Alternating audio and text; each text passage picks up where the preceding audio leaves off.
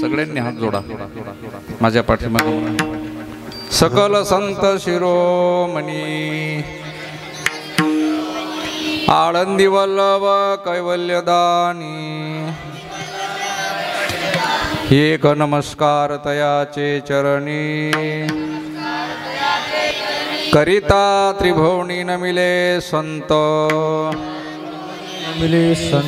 नाम संकीर्तनम यस्य सर्व पाप प्रणाशनम प्रणामो दुःख शमनस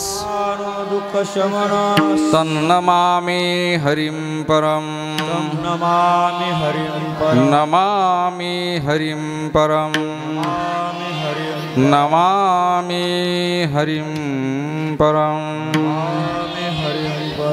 गुरुर्ब्रह्मा गुरुर्विष्णु गुरुर्देवो महेश्वरा गुरुर्साक्षात् परब्रह्म तस्मै श्री गुरवे नमः। नागेन्द्राय त्रिलोचनाय भस्मांगरागाय महेश्वराय नित्याय शुद्धाय दिगंबराय तस्मै नकाराय नमः शिवाय। मनोजवं मारुततुल्यवेगं जितेन्द्रियं बुद्धिमत्तां वरिष्ठं वातात्मजं वानरयूथमुख्यं श्रीरामदूतं शरणं प्रपद्ये। हे दुःख भंजन मारुतिनंदन हे दुःख भंजन मारुतिनंदन सुन लो मेरे पुकार पवन सुत विनती बारंबार पवन सुत विनती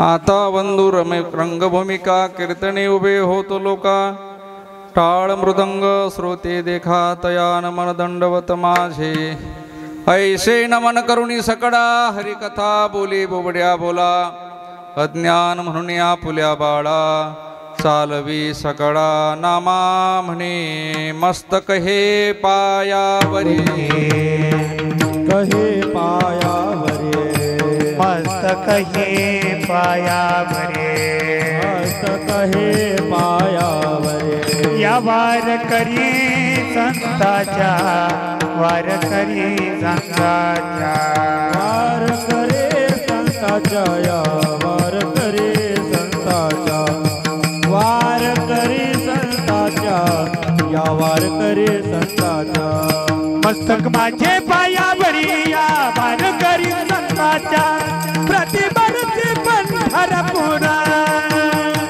प्रतिवर्षी पंढरपुरा मस्तक माझा पायावरी या वार करी संताच्या प्रतिवर्षी पंढरपुरा प्रतिवर्षी पंढरपुरा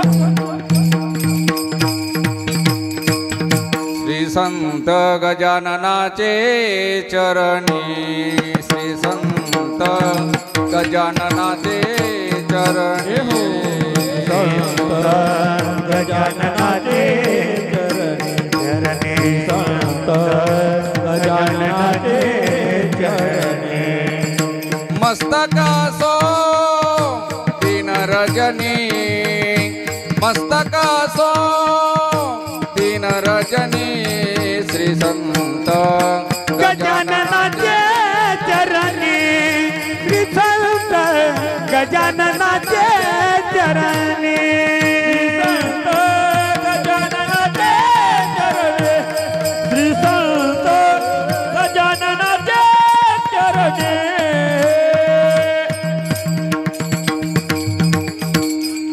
गोकुळीच्या सुखा अंत पार नाही लेखा बाळकृष्ण नंदा घरी आनंदल्या नरनारी गुडिया तोरणे करती कथा गाती गाणे बाळकृष्ण नंदा घरी आनंदल्या नरनारी तुका म्हणे छंदे मन मोहिले गोविंदे बाळकृष्ण नंदा घरी आनंदल्या नरनारी विठ्ठल विठ्ठल विठ्ठल विठ्ठल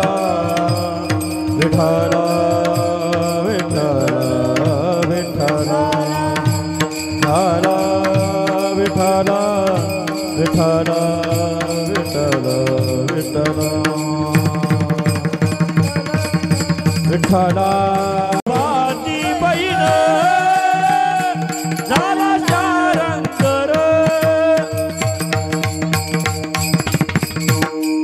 वैनी उघडा दार हाका मारी जसं दारावर थाप टाकली त्यावेळेला भगवान चोखोबाच्या घरी गेले. चोखोबाची बहीण झाला शारंग धरू वैनी उघडा दार म्हणे बाई माझे पती जाता जाता सांगत होते मी वारीला जाताना माझ्या बहिणीला पाठवतो आवले तू चिंता करू नको आणि खरोखर माझ्या ननंदबाई आल्या आता मला काही चिंता नाही. आतमध्ये ज्यावेळेला प्रवेश केला हो आणि तिथं गेल्यावर अगदी आनंद झाला.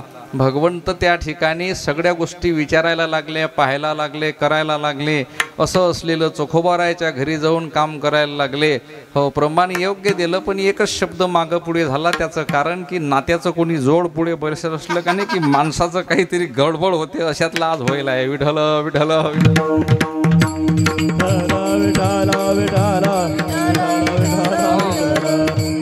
मी तुम्हाला भागवतात एक कथा सांगितली होती नरसिंह अवताराची. त्याच्यामध्ये नरसिंह अवतार हा शांत होत नव्हता. राग आला होता प्रभूला.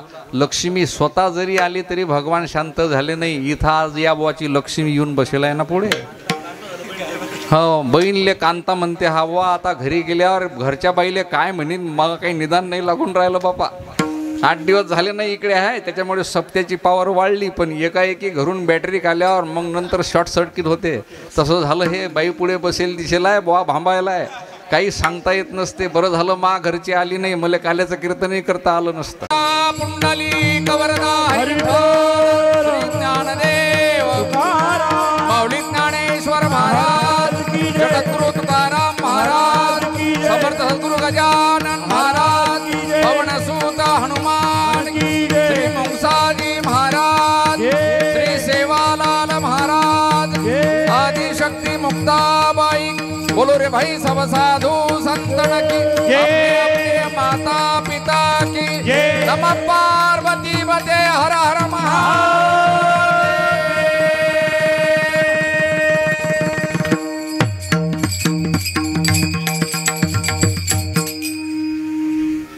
गोकुळीच्या सुखांत पार नाही लेखा बाळकृष्ण नंदा घरी आनंदल्या नरनारी. प्रस्तुत प्राप्त प्रसंगी प्राप्त वेळेमध्ये प्राप्त स्थळी हरिचिंतन सेवेकरता निवडलेला अभंग छत्रपती शिवाजी महाराजांचे गुरु ज्यांनी या विश्वाकरता 5वा वेद तयार केला. 4 वेदानंतर जो 5वा वेद आहे श्री तुकोबारायच्या गाथ्यातील हा काल्याच्या प्रसंगातला अभंग आहे. तुकोबारायांनी काल्यामध्ये भरपूर अभंग आपल्या उद्धाराकरता नमूद करून ठेवले. तुकोबारायाचा गाथा म्हणजे तुकोबारायाचं मनोगत आहे. तुकोबारायाला जशी जशी अनुभूती चालता बोलताना उठता बसताना आली ते अनुभव तुकोबारायांनी त्या अभंगाच्या गाथ्यामध्ये लिहून ठेवले. आणि तुकोबारायांनी लिहून ठेवले, पण विश्वकल्याण त्या गाथ्यामुळे होत आहे असं मला या ठिकाणी नमूद करायचं आहे. विठ्ठल विठ्ठल विठ्ठला विठ्ठला विठ्ठला विठ्ठला. त्या गाथ्याचंच नाव आहे. त्या गाथ्यात अभंग आहेत, कधीही न भंगणारा अभंग. आणि असे अनेक अभंग आहेत. काही नामपर आहेत, काही संतपर आहेत, काही उपदेशपर आहेत, काही मागणीपर आहेत, काही विरळणी आहेत, काही गवळणी आहेत, काही छंद आहेत, काही बाळछंद आहेत, काही जोगी आहेत, काही नाट आहेत, काही असे सगळे अभंग आहेत त्याच्यामध्ये. आणि काल्याच्या प्रसंगातले सुद्धा अभंग आहेत. म्हणून सप्ताहाची सांगता होत असताना या विश्वात, या पृथ्वीवर वारकरी संप्रदायाच्या नियमाप्रमाणे आणि क्रमशः पहिल्या दिवसापासून तर आता 7व्या दिवसापर्यंत म्हणजे जागराचं कीर्तन, आणि जागराच्या कीर्तनानंतर 7 दिवस भगवंताची सेवा केल्यानंतर मागण्याचा अधिकार त्या सेवेकऱ्याला होतो. आणि सेवेकऱ्यानं देवाला आता मागितलं पाहिजे. सेवा केल्यानंतर मागण्याचा अधिकार असते. म्हणून आपण सर्व गावकरी मंडळींनी या ठिकाणी गेल्या 7 दिवसापासून सेवा केली. अखंड आपला सेवेचा वारसा चालवत गेल्या अनेक वर्षापासून ही सेवा आहे. 30 ते 35 वर्षापासून आपली सेवा चालू आहे. बंद म्हणता येणार नाही. फरक काय झाला, फक्त कमी अधिकपणा येत असतो. समुद्राला सुद्धा कमी अधिक भरती ओटी येत असते, नाही का? तसा आपला सप्ताह कधी मोठा झाला, कधी लहान झाला, कधी मध्यम झाला. मोठा सप्ताहच असतो. फक्त करणाराचं मन मोठं असलं की तो सप्ताह मोठाच असतो. मग तो घरगुती असो का सार्वजनिक असो. असा करत असताना आपण एकत्र आलो आणि मागच्या वर्षीपासून याला भरती आली. काय आली? फक्त भरती आली. सप्ताह जुनाच आहे. आणि असा करत असताना कोणाच्या मनात जर गैरसमज असेल तर मी स्पष्ट वक्ता आहे.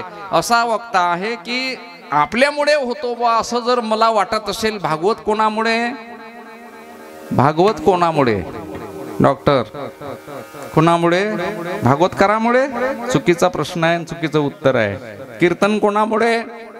कीर्तनकारामुळे? चुकीचा प्रश्न, चुकीचं उत्तर. कीर्तन कोणामुळे? या टारकड्यांमुळे? प्रश्नच योग्य नाही. कीर्तन कोणामुळे? हे गायक आहेत म्हणून? असे तर कैक गेले न कैक आले. आमचा नंबर लागला भाग्यानं. आता किती गेले? मार्ग दावणी गेले असे भरपूर आहेत. त्याच मार्गाने आपण चालतो म्हणून आपल्याला भय नाही, चिंता नाही. वाजवणारे किती कालेन गेले विशाल, किती गेले. हो, परमपूज्य सद्गुरू पांडुरंगजी बाबा वैद्य, की ज्यांच्या रोमातून हे सर्व वारकरी संप्रदायाचे वादक तयार झालेत. हो, असे परमपूज्य सद्गुरू जयराम बाबा भोसले, परमपूज्य सद्गुरू बोधे बाबा, परमपूज्य सद्गुरू शांतीब्रह्म मारुती बाबा, असे अनेक महात्मे वारकरी संप्रदायामध्ये आणि खांब निर्माण झाले. आणि त्या वारकरी संप्रदायाची फार भव्य दिव्य अशी इमारत आज त्यांनी तयार केली. श्री क्षेत्र आळंदी ते देहू, आळंदी ते देहू जवळजवळ 14 किलोमीटरचं वारकरी संप्रदायाचं मंदिर आहे. विठ्ठल विठ्ठल विठ्ठल.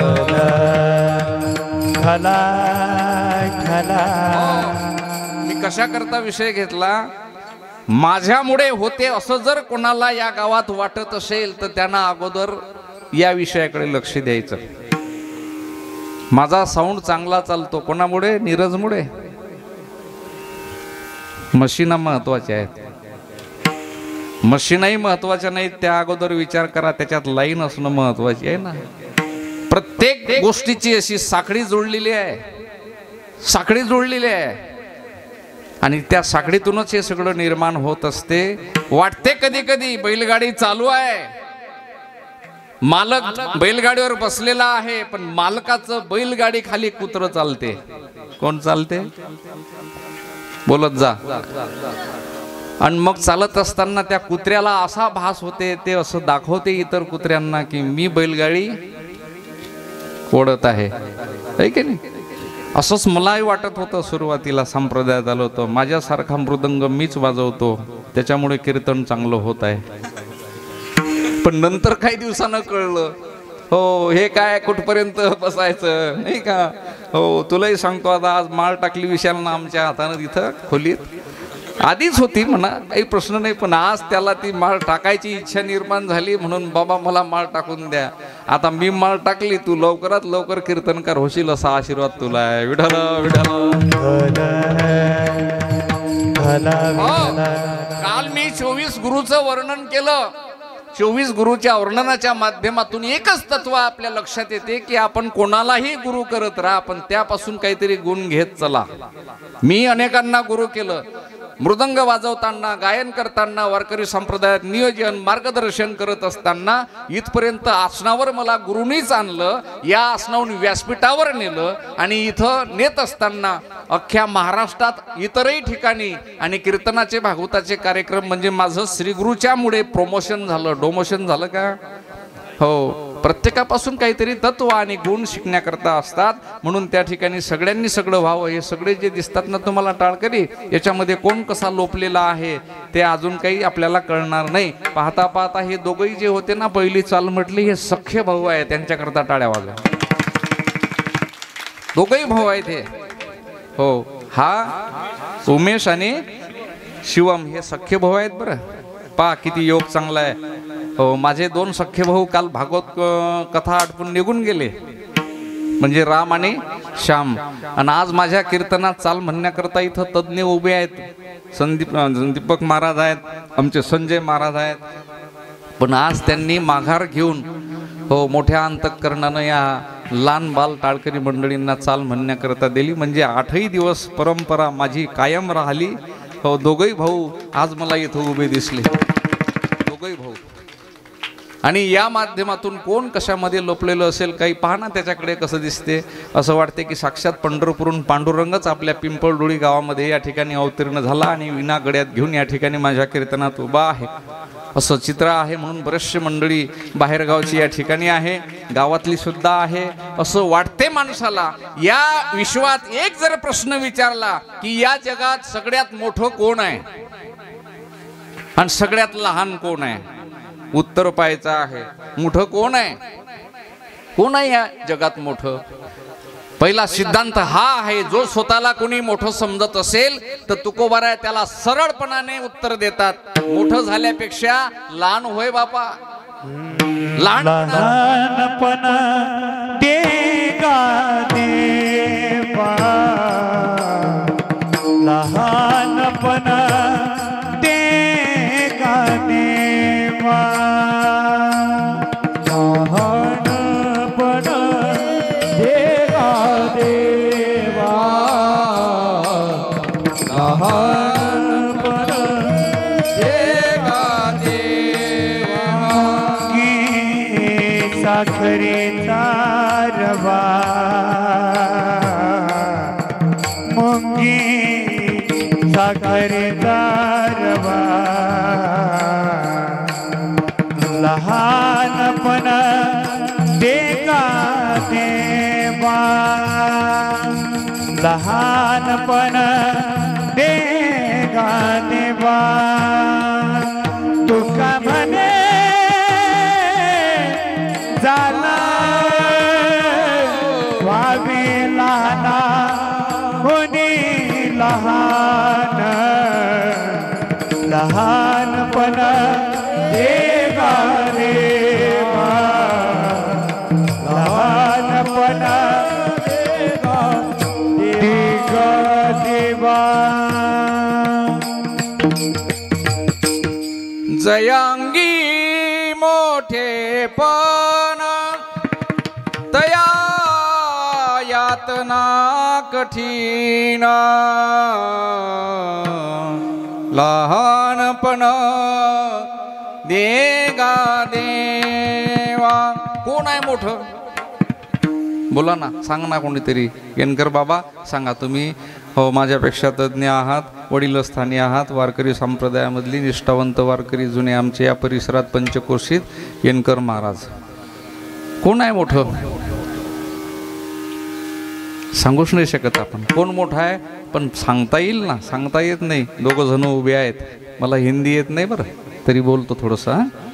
हो, हिंदी आती लेकिन मुझे हेलपाटे खाती.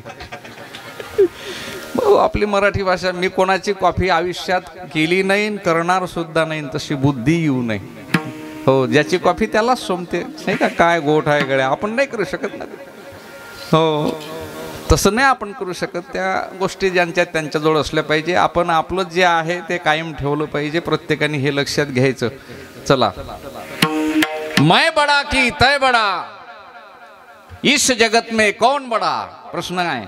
त्या प्रश्नाचं उत्तर द्यायचं आहे तुम्ही. मी विचारत चालतो, मैं बडा की तय बडा, इस जगत में कौन बडा. दोघांपैकी एक म्हटले मैं बडा. कोणालाही मोठं म्हणावं असं वाटते ना, वाटते, मोठं व्हा वाटते कोणालाही. मनातून मोठं माणूस माणसाला समजते. पण ज्या वेळेला उत्तर देण्याकरता पुढे आपण निघतो ना, मै बडा की तय बडा, तर तो दुसरा म्हटला तय काय का बडा, म्हणजे तू कायचा मोठा रे. मग तू जर मोठा असता तर स्वतंत्र असता, सगळ्या गोष्टींना परिपूर्ण असता. तुला तर आधार घ्यावा लागते. तो पृथ्वीवर उभा आहेस ना, पृथ्वी शिवाय उभा राहून दाखव, मग तू मोठा. मग त्याच्या चटकन लक्षात आलं, मै काय का बडा, पृथ्वी बडी. कोण बडा, बोलत जा आता. कोण बडा, पृथ्वी बडी. बरोबर आहे. हो, पृथ्वी काय की बड़ी, वो तो शेष के माथे पे खड़ी. फिर कौन बड़ा, बोलत जा. शेष बड़ा. शेष काय का बड़ा, वो तो शंकर जी के गले में पड़ा. अब कौन बड़ा, बोलत जा. कौन बड़ा, अरे शंकर जी काय के बड़े, वो तो कैलाश पे खड़े. फिर कौन बड़ा, कैलाश बड़ा. अरे कैलाश काय का बरा, वो तो रावण ने एक ही बाण से छड़ा. फिर कौन बड़ा, आवाज कोण कमी आला. हा, रावण म्हणाली भेतात ना हो लोक. हो, रावणाचा प्रतापच आहे ना. रावण बडा. हो, रावणासारखे वागणारे लोक समोर आले की भेतात माणसं. हो, रावणासारखे वागणारे आहेतच या जगात, नाहीत का. हो, फिर रावण बड़ा. अरे रावण काय का बड़ा, हमारे श्री राम प्रभु ने एक ही बाण से छड़ा. कौन बड़ा, जोर से बोलो बालकनी वाले. कौन बड़ा, कौन बड़ा. तुम्ही टेकड्यावर जास्त उंच बसले, तुम्हीच मोठे नाही का. कौन बड़ा, मना ना श्रीराम. हाँ, श्रीराम बड़ा. सुनो मेरी बात, श्रीराम काय के बड़े, श्रीराम काय के बड़े, वो तो हनुमान जी के हृदय में खड़े. बोलो अब, कौन बड़े. हाँ, हनुमंताचा फोटो हनुमंतरायाने आपली छाती अशी फाडली. हो, भगवान राम, लक्ष्मण, सीता माता आतमध्ये. कशाचं दर्शन झालं, राम पंचायतन. कशाचं, राम पंचायतन. कीर्तन झाल्यावर जर आपली छाती फाडा असं कोण म्हटलं तर आपल्याला आतमध्ये हृदयात कशाचं दर्शन होईल, आपल्या ग्रामपंचायत.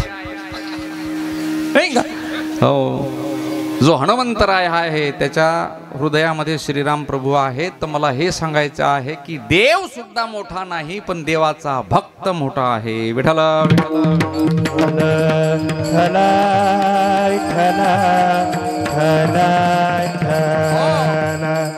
मग आता भक्ताचे प्रकार आहेत. अर्थार्थी आहे, जिज्ञासू आहे, वगैरे वगैरे, तिकडे विषय नेत नाही. पण आपण सगळे त्या देवाचे भक्त म्हणून जर सेवा करत असताल आणि भक्त म्हणून घेत असाल तर त्या ठिकाणी मोठेपणा नसावा.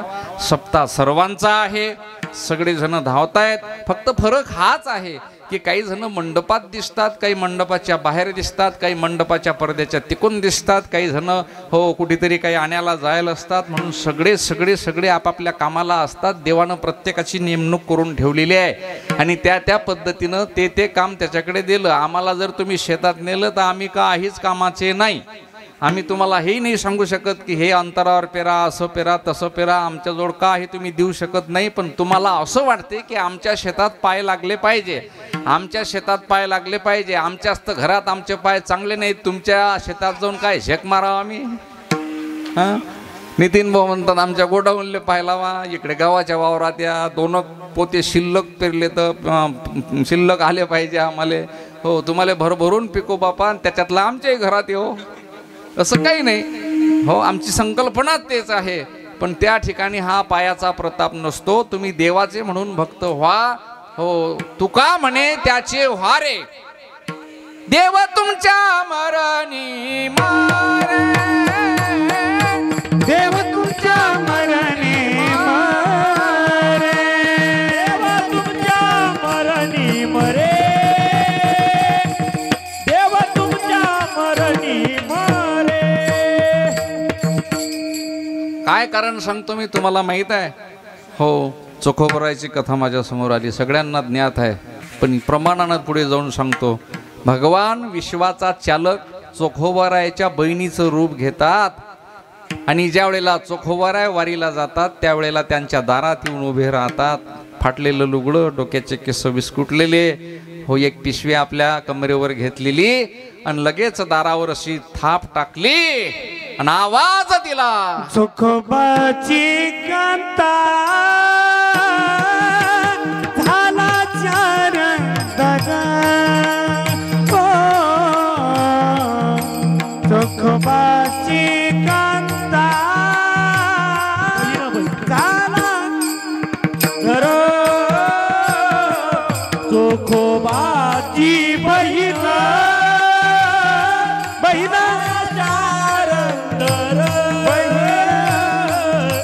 चोखोबाची बहीण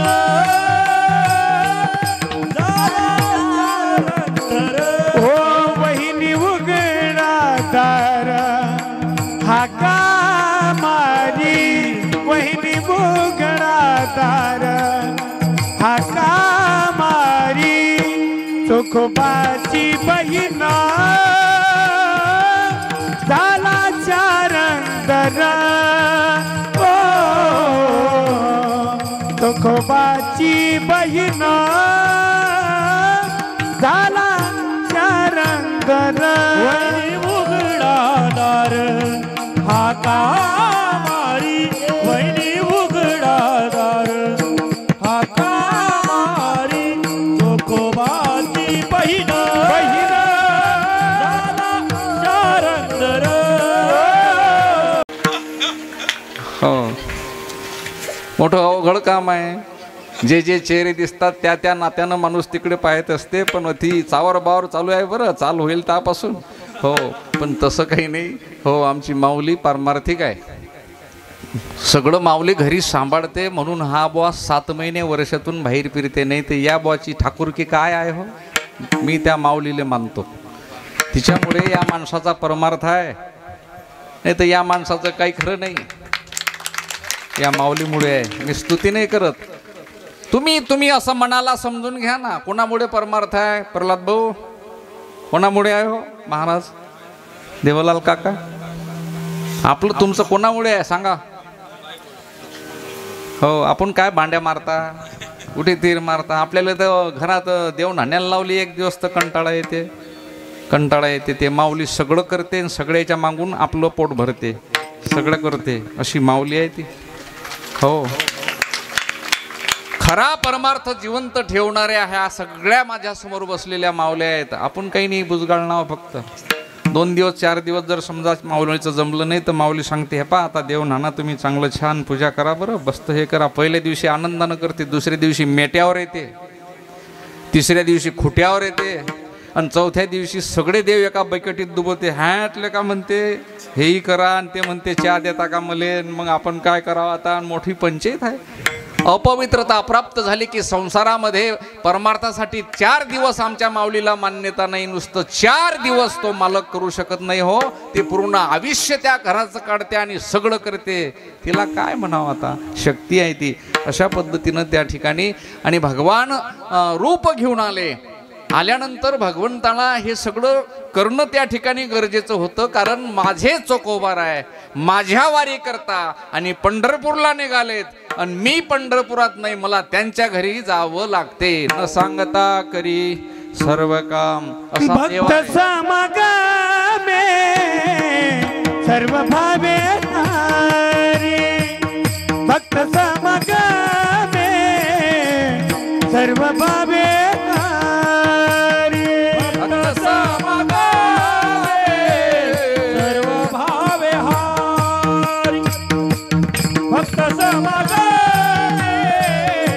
सर्व भावे हारी न सांगता करी सर्व कामे न सांगता करी सर्व कामे न सांगता करी न सांगता करी सर्व कामे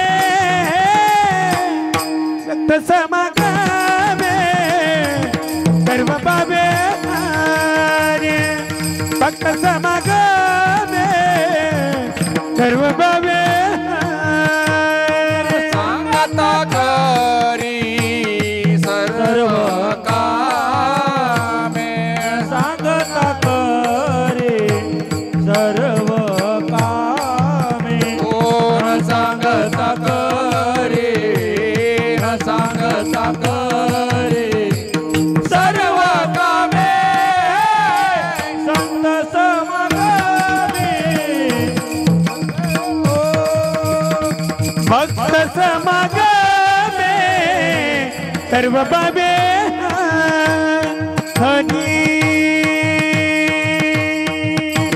हा महत्वाचा गुण भगवंताकडे आपल्याला पाहण्याकरता मिळतो. दुसरा असा आहे की भगवंत जिथं जिथं अवतार घेतात ते कामं करतात. मग ते काम त्या ठिकाणी कशाही दर्जाचं असो, भगवान तिथं लाज बाळगत नाहीत भक्ताच्या घरचं काम करताना. कुंचनीच काही नेने भगवंत तिष्ठे भाव भक्ती देखोनिया. फक्त आपण एकच करा, भक्त व्हा आणि सर्वा संसार म्हणजे आपला सगळा वाहू हा संसार देवापायी अशी क्रिया करून चोखोबारायाचं बाळणपण जवळ आलं आपल्या पत्नीचं त्यांच्या. आणि जवळ आल्यानंतर 9 महिने 9 दिवस पूर्ण झाले आणि प्रसव वेदना आणि त्या कळा सुरू झाल्या. अशा वेळेला भगवंत तिथं एकदम जवळ आहेत. मला हे म्हणायचं आहे, चोखोबाराय तर वारीला गेले, पण चोखोबारायच्या पत्नीचं बाळंतपण करण्याकरता विश्वाचा मालक, विश्वाचा जनिता आणि कर्ममेळा यांचा जन्म होत असताना भगवान तिथं आहेत. कोणतं दुःख आहे हो? कोणतंच दुःख राहिलं नाही. स्वतः ते सगळं नीच काम प्रभूने केलं. आणि ज्या वेळेला जन्म झाला त्यावेळेला नामकरण विधी करत असताना स्वतः भगवंतांनी नाव सांगितलं, कर्ममेळा नाव ठेवलं. वा वा वा वा.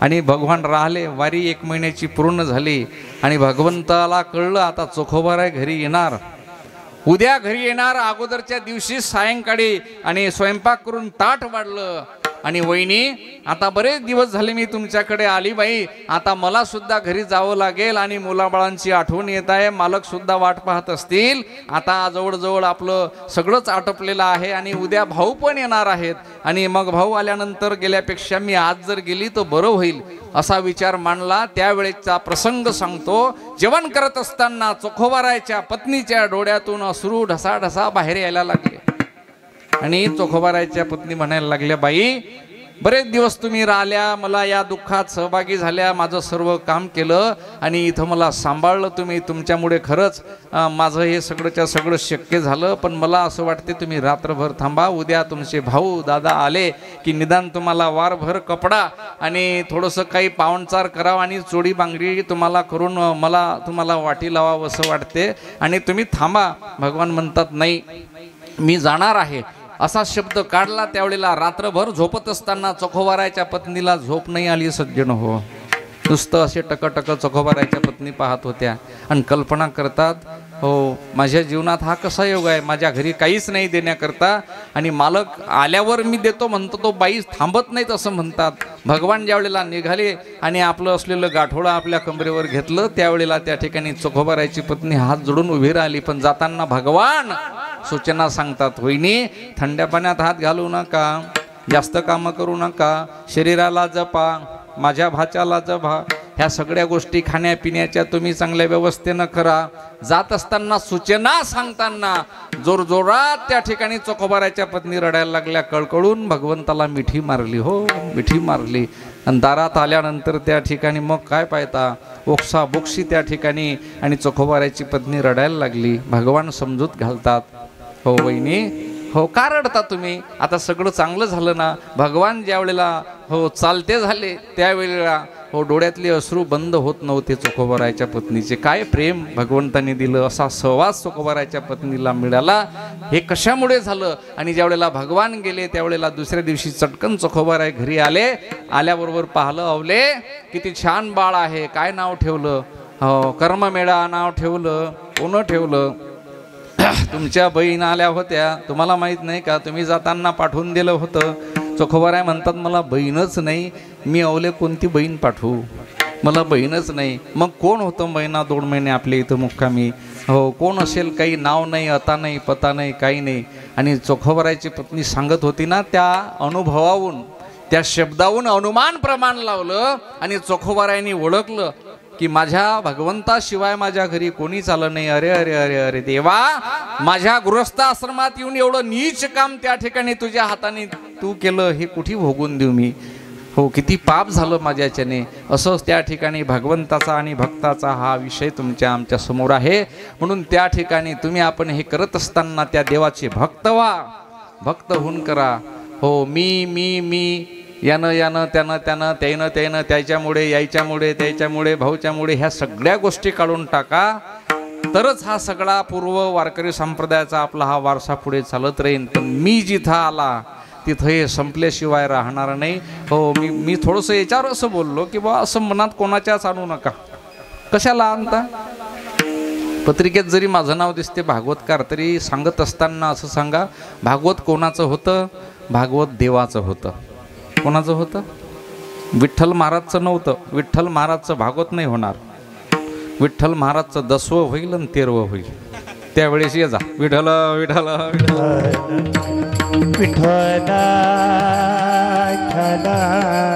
भागवत कीर्तन प्रवचन तेच आहे. हा कॅमेरा कोणाचा आहे, गजरमुक्ताईचा नाही का, त्याचं नाव आहे. कॅमेरा कोणाचा, आमच्या गजानन बाबाचा.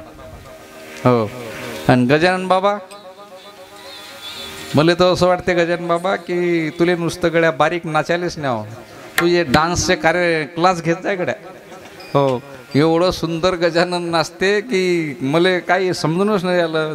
खूपच चपळता आहे त्याच्या शरीरात असं. हो, आपलं अंग हालत नाही, त्याचं गप बसत नाही.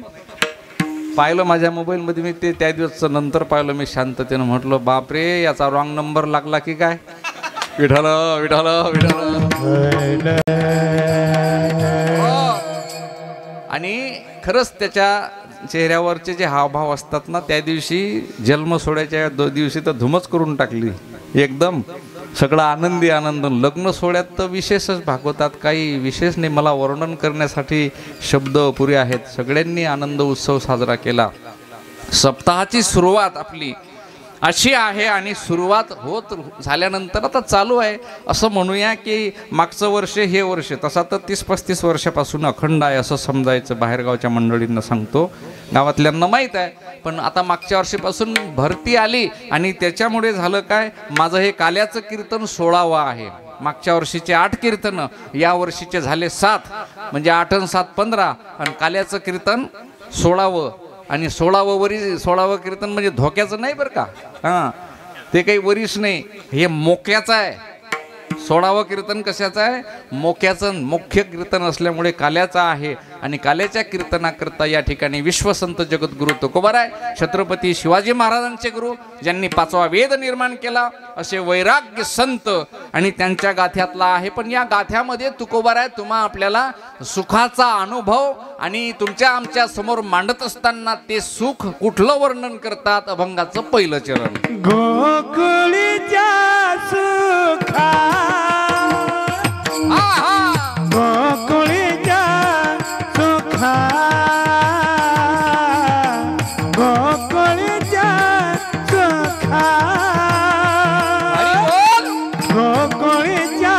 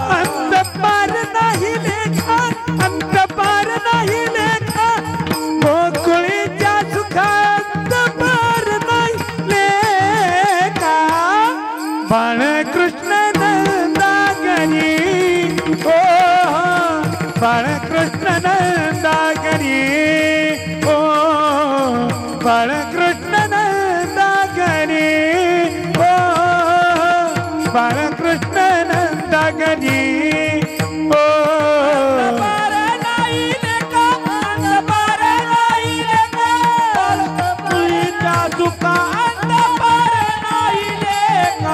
बाळकृष्ण नंदागरी बाळकृष्ण नंदागरे ओ बाळकृष्ण नंदागरी ओ बाळकृष्ण नंदागरी गोकुळी जाजुगा अंत पार नाही लेखा अंत पार नाही लेखा अंत पार नाही लेखा गोकुळी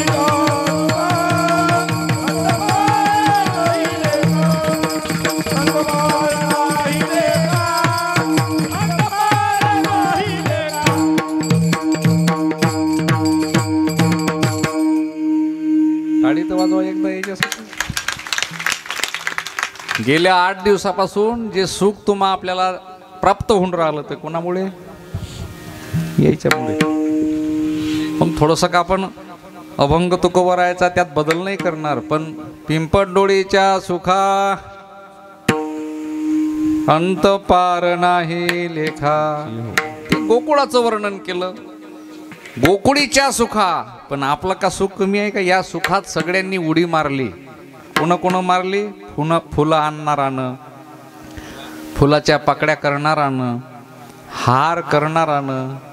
रोज हार येऊन राहिले बा, तरे तऱ्हेचे नाना तऱ्हेचे फुगे फुटून राहिले. म्हणजे होकार आरती शब्द आहे बरं. हो, सगळे फुटेपर्यंत मी काही कीर्तन सोडत नाही. एखादं कसं स्वभाव असते एखाद्या माणसाचा, तिकडे स्वयंपाक हो का काही हो, काही आपल्याला घेणं देणं नाही. आता त्याला सांगून राहिलो फुटत राहा, मा चालूच आहे.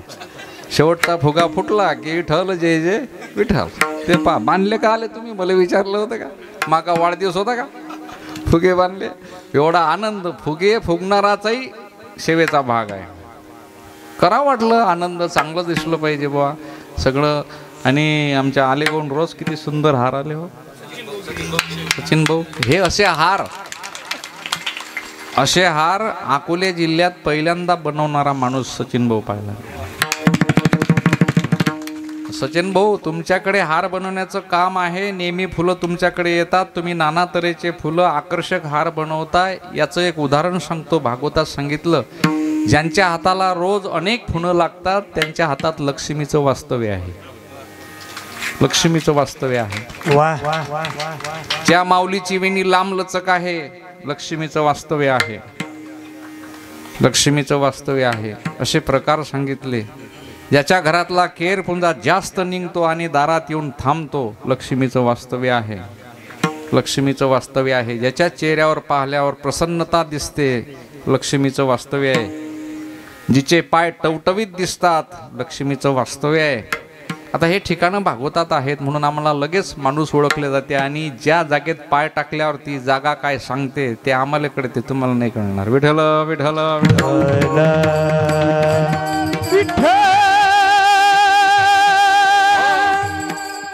एवढं सोपं नाही. हा आनंद द्विगुणित करण्याकरता आणि सुखाची प्राप्ती होण्याकरता प्रत्येक पुढे सरसावले. नीरजला वाटते चांगला आनंद मिळाला पाहिजे, सगळ्यांना सगळा. हो, आपण इथं आहोत पण तिकडे सुंदर स्वयंपाक चालू आहे. ज्यांचा चेहरा पाहिला नाही असे माणसं तिकडे गेल्या 8 दिवसापासून राबतात. तो आनंद देण्याचा प्रकार आहे, सुख देण्याचा प्रकार आहे. आपल्या सप्ताहाची भाजी करणारा मनुष्य मुस्लिम समाजाचा आहे. ज्या दिवशी माहीत पडलं ना, त्या दिवशी मनाला आनंद झाला. वा, याला म्हणतात सर्व धर्म समभाव ऐक्य भाव. अशा पद्धतीचं आपलं गाव आहे हो. आणि गाव जरी लहान असलं तरी मोठ्या अंतःकरणाचे माणसं या गावात आहेत. आणि मला हे या ठिकाणी कळलं. आणि गजानन महाराजांच्या मंदिराकरता ज्यावेळेला परवा मी संकल्प केला देवलाल काका, त्यावेळेला त्या ठिकाणी एक एक एक एक वस्तू पाहता पाहता सगळ्याच वस्तू वाटल्या गेल्या. आता काल्याच्या कीर्तनाच्या आरतीच्या नंतर हो काही नावं येणार आहेत. मूर्ती झाली 51,000चं नाव एक आमच्या आलेगावचंच काठोडे भाऊचं आलं. 11,000 बचत गटाचे नावं आले आणि पूर्ण लोहा आणि त्याला लागणारे दारं लाकडी काही लागो खिडक्या आमच्या नितीन भाऊनं कबूल केलं. आणि पाहता पाहता त्या ठिकाणी आणखीनही बरेचसे आता नावं पुढे येतील. म्हणजे आता काय राहिलं फक्त पाना रेती राहिली, गिट्टी राहिली, सिमेंट राहिलं. ॲटम किती राहिले? विटाई झाल्या ना. मी टाकतो ना पजाया मग उद्यापासून. विठाल विठाल विठाल विठ्ठल.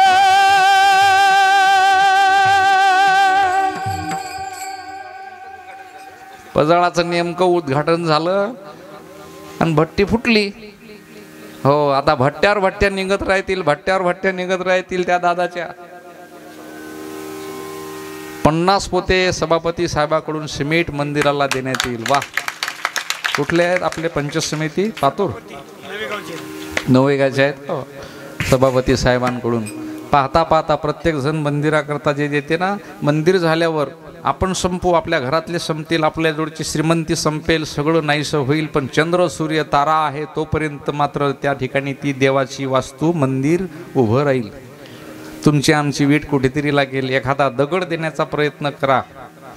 तो दगड निदान त्या देवाचं संताचं नारळ फोडण्याकरता जरी उपयोगात आला तरी तो दगड म्हणीन चला इकडे तिकडे मी आणि वाईट ठिकाणी पडल्यापेक्षा देवाच्या पायरीचा दगड झालो, माझं भाग्य मी समजील. तो दगड तुम्हाला आशीर्वाद देईल, त्या वस्तू आशीर्वाद देतील, संत तर देतीलच. हो देव तर आशीर्वाद देईलच. तो देण्याकरता बसलेला आहे, घेण्याकरता नाही. म्हणून आपलं काहीतरी देणं लागते. संकल्प केला, माझ्या शब्दाला सगळ्यांनी भरभरून त्या ठिकाणी असं उचलून धरलं.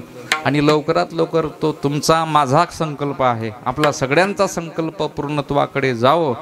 हो कथा घ्या, कीर्तन घ्या, नका घेऊ, याच्याशी काही संबंध नाही. पण मंदिर जोपर्यंत होणार नाही तोपर्यंत माझा पिंपळडोळीत चक्कर राहील, एवढं मात्र सांगतो. एकदा मंदिर झालं की मग परत येण्याची इच्छा मी धरणार नाही. तुम्ही बोलावलं तर येणार नाही. पण मंदिर होईपर्यंत मला आता चैन पडणार नाही. जर तुम्ही करण्याकरता तयार नसाल तर मी मात्र काहीतरी करून तुमचं मंदिर तेवढं पूर्ण करण्यासाठी तुमच्या मागे एक झाऊचा फोक घेऊन उभाच आहो. फोक कायसाठी घेतात? झोडपे द्यासाठी म्हणता का मावल्या तुम्ही? असं कलवायसाठी असते ना, इकडे या तिकडे या, माऱ्यासाठी थोडं असते काही. हो अशी योजना, नियोजन, प्रेरणा, मार्गदर्शन केलं पाहिजे. एकाच्या कैवारे उगवडी बहुताचे कोडे. आणि अशा माध्यमातून ते सुखाची प्राप्ती आहे. दुःख प्राप्त करणारे पावलो पावले उभे आहेत. पण आपल्याला सुखाची जर प्राप्ती व्हावं असं वाटत असेल तर योग्य माणसाच्या मागं आपण गेलं पाहिजे. तर सुखाची प्राप्ती आहे आणि ती संताची असलेली सोपी पायवाट आहे. संताची वाटे वाट चालू जाता मग भय चिंता नाही नाही. अशा पद्धतीनं आपल्या पिंपळडोळीतलं सुख, आपल्या संसारातलं सुख. पण हा अभंग 4 चरणाचा आहे. एक विशेष या अभंगाचं लक्षण सांगतो, ऐका ना. बरेच कीर्तन काल्याचे या अभंगावर करणारे आमचे गुरुजन महाराज मंडळी आहेत. पण मी चिंतन करत असताना या अभंगाचा एक असा सारांश काढला. अगदी 10 मिनिटात आपल्याला प्रश्न आणि उत्तर पाहत अभंगाच्या 4 चरणातच प्रश्न तयार होतो, त्याचं उत्तर त्याच्या उत्तरार्धात मिळतो. असं करत करत पहिल्या चरणाचं उत्तर दुसऱ्या चरणात, दुसऱ्या चरणाचा प्रश्न झाला की त्याचं उत्तर तिसऱ्या चरणात, आणि तिसऱ्या चरणाचं उत्तर संपलं की प्रश्न तयार होतो, त्याचं उत्तर चौथ्या चरणात. हा सुंदर असा अभंग आहे. म्हणून थोडं असं सांगा वाटते. सुखाचं वर्णन मी भागवतात केलं, ज्यांनी ज्यांनी ऐकलं असेल त्यांना ज्ञात आहे. पण गोकुळीच्या सुखा अंत पार नाही लेखा. म्हणजे गोकुळातल्या सुखाचं वर्णन करण्याकरता अंतही नाही आणि पारही नाही. म्हणजे मी करू शकत नाही. आता तिथं अंत म्हणजे शेवट झाला ना, त्याचं वर्णन मी करू शकत नाही. पण प्रश्न निर्माण झाला, अंत पार नाही लेखा म्हणजे वर्णन करू शकत नाही. असं कोणतं त्या ठिकाणी काय घडलं बुवा, त्याच्यामुळे तुम्हाला गोकुळातलं सुख तर मिळालं पण वर्णन करू शकत नाही. मग प्रश्न झाला पहिल्या कडव्यातल्या पूर्वार्धात, आणि उत्तर आहे उत्तरार्धात. काय कारण? गोकुळीच्या सुखा अंत पार नाही लेखा, हा प्रश्न आहे. आता याचं उत्तर दुसऱ्या चरणात. बाळकृष्ण नंदा घरी घरी, बाळकृष्ण नंदा घरी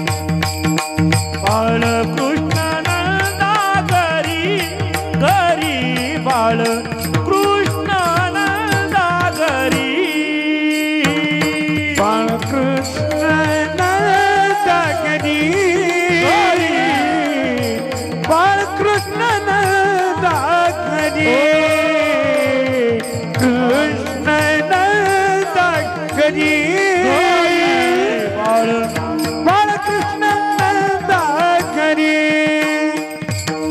बाळ कृष्ण नंदा घरी घरी बाळ कृष्ण नंदा घरी हरी बोल बाळ कृष्ण नंदा घरी घरी बाळ कृष्ण नंदा घरी बाळकृष्ण नंदा घरी घरी बाळ कृष्ण नंदा घरी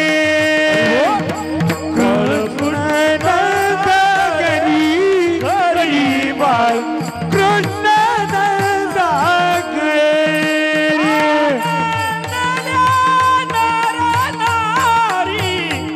नंदा घरी बाळ कृष्ण नंदा घरी घरी बाळ कृष्ण नंदा घरी बाळ कृष्ण नंदा घरी घरी बाळ कृष्ण नंदा घरी बाळकृष्ण नंदा घरी घरी बाळकृष्ण नंदा घरी बाळकृष्ण नंदा घरी घरी बाळकृष्ण नंदा घरी घरी भगवान कृष्ण गोकुळात आले, अवतरित झाले म्हणून सुखाचा आस्वाद घेत असताना त्या सुखाचं वर्णन करण्याकरता पारावार उरली नाही. अंतपार नाही लेखा हा प्रश्न झाला, पण त्याचं उत्तर कशामुळे सुख मिळालं तुम्हाला वर्णन करता येत नाही. हो सांगा त्याचं उत्तर काय आहे. प्रश्न मी तुम्हाला जर विचारला, तुम्ही आज कीर्तनाला कशा करता आले, का आले, शब्द काय आहे, आज कीर्तन कशाचं आहे, आज काल्याचं. शब्द काय आहे, काला. प्रश्न आहे त्याच्यात, प्रश्न शोधा सगळेजण. काला का कलेकाना का, त्याच्यात एक लोप पावलेला शब्द आहे अडकीत त्याचा आ, नंतर येते ललेकाना ला. काला कोणता शब्द आहे, काला. मी तुम्हाला विचारतो, तुम्ही इथं का आला, प्रश्न आहे त्याच्यात, त्याचं उत्तर द्या तुम्ही सगळेजण. उत्तर आहे तुमच्याकडे. आम्ही तुमचं कीर्तन ऐकायला आलोत महाराज, आणि कीर्तन झाल्यानंतर लगेच काय आहे, लगेच कीर्तन झाल्यावर एक जण म्हणे, महाराज मला 7 दिवसाचे कीर्तनकार अजिबात आवडत नाहीत. कीर्तन झालं, जय विठ्ठल झालं, पाकिट घातलं की निघून जातात. पण मला काल्याचा कीर्तनकार एवढा आवडते म्हणे, जय विठ्ठल झालं की लगेच पंगत बसते आणि मग तो लाभ होते. म्हणून काल्याच्या कीर्तनाला टाळत नसतो, आवर्जून मी जात असतो. 7 दिवस मंडपात कधी पाय टाकत नसतो, पण काल्याच्या कीर्तन मात्र ऐकल्याशिवाय सोडत नसतो. याचा अर्थ असा नाही. हो, का आला या शब्दाचा अर्थ आहे आपण जन्माला का आलोत, कशा करता जन्म आहे, आणि जन्म ज्यांना मिळालेला आहे त्यांना प्रश्न आहे, ते उत्तर तुम्हाला आपल्याला शोधायचं आहे. आणि जे का आला या उत्तराच्या मागं लागले ना, मला आत्मविश्वासानं सांगावं असं वाटते की तो जीव चुकीचं कर्म आपल्या हातून घडून कधीच घेऊ शकत नाही. तो म्हणते जन्म कशासाठी आहे याचा विचार मी केला पाहिजे, त्याच्याकरता का आला. पहिल्या चरणामध्ये वर्णन करू शकत नाहीत. मग सुख मिळालं, पण कोणामुळे, बाळकृष्ण नंदा घरी. बाळकृष्ण नंदा घरी अवतरित झाले, प्रगट झाले म्हणून ते सुख मिळालं. आनंदल्या नरनारी. ठीक आहे, आपल्याला आनंद मिळाला, सुख मिळालं. हे प्रगट करत असताना तुम्ही आपण काहीतरी करत असतो. मुलगा झाला की आनंद झाला, बरोबर, आणि मुलगी झाली की आनंदच आहे महाराज. हल्लीचा जर विचार केला तर माझं असं मत आहे, हे परमेश्वरा, हो मुलं कमी पाठवते, कोण पटपट पटपट मुलीच पाठव रे बापा या 5 वर्षात. हो, आम्ही चुकीचं केलं 10, 15, 20 वर्षाच्या आधी, त्याचे भोग आम्हाला भोगण्याकरता पुढे जावं लागते. स्त्री भ्रूण हत्या आमच्या हातून घडली, आम्ही चुकलो बापा परमेश्वरा, आम्हाला सगळ्या मुली पाठव, मुली पाठव, मुली पाठव. मुली पाठवल्या म्हणजे काय होईल, आईच्याकडची 21 कुळं आणि तिकडचे 21 कुळं सासरकडचे, दोन्ही याचा उद्धार करणारी ती मुलगी आहे. दोन्ही याचा उद्धार. असे निघाले तर हे उद्धार करतील. हो, लेजिम घेणारे निघले तर काय करतील. मोठं अवघड काम आहे. म्हणून तरुण जे मुलं आहेत माळकरी झाली पाहिजे याच्यावर आमचं भर आहे. हो, इथं बरेचसे तरुण मुलं माळकरी आहेत. या गावात पिंपटडोळीत मागच्या वर्षी झाले बरेच माळकरी वारकरी झाले, माळा टाकल्या. अजून काल तर जवळजवळ 15-20 जणांनी माळा टाकल्या ना. काही जणांच्या त्याच्यात जुन्या होत्या, त्यानं त्या KYC करून घेतली. विठाला विठाला विठाला.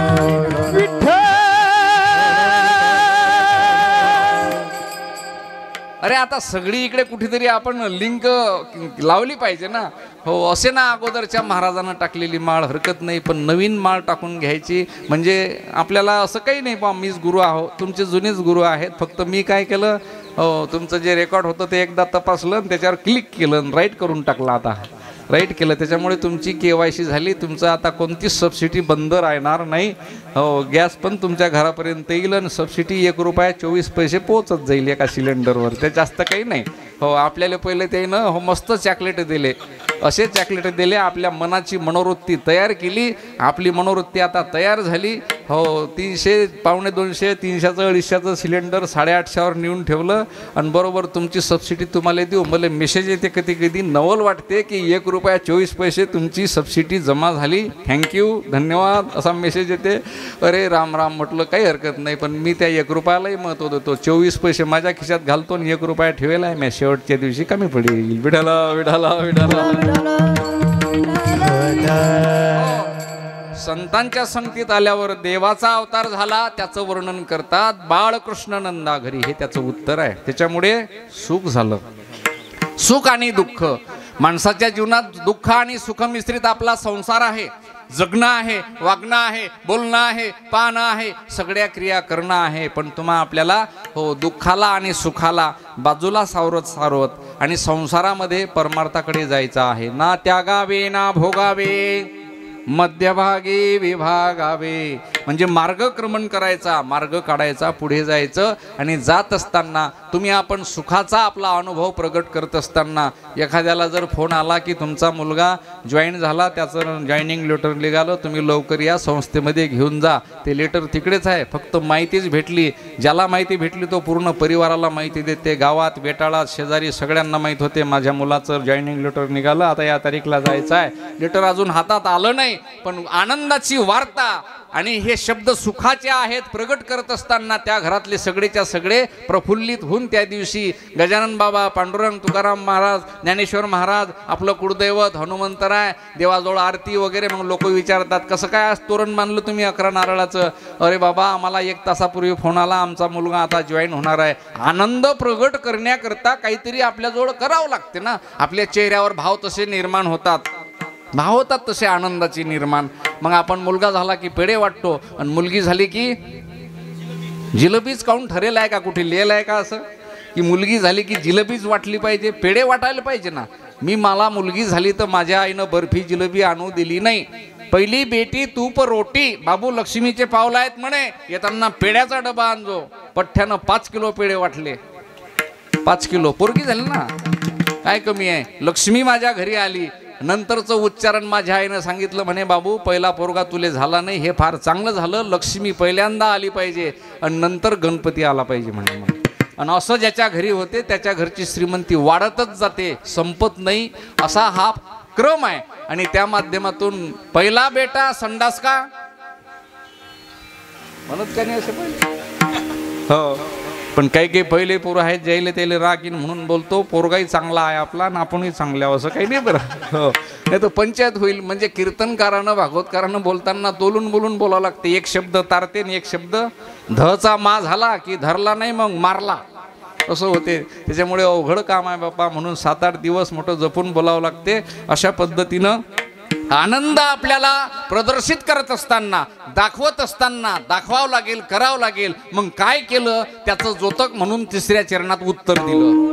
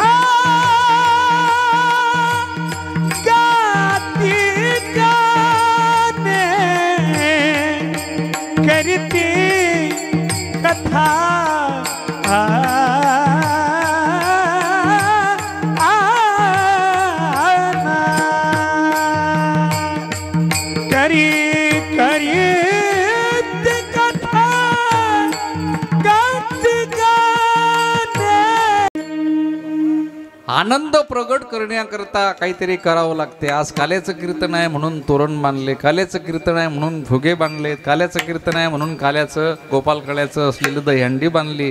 काल्याचं कीर्तनकार आज आहे म्हणून 7 दिवसाच्या कीर्तनकाराच्या गळ्यात जेवढे हार नव्हते त्याच्या 10 पटीनं हार तुम्ही त्याच्या गळ्यात टाकले. कशाकरता टाकले? 7 दिवस नाही आवरला तो 8व्या दिवशी दाबून पाहू. तसा नाही दाबल्या जात तो, तर हारानं दाबून पाहू, नाही का? हो, असं नाही. पण तो आनंद प्रगट करण्याकरता हार निमित्त आहे.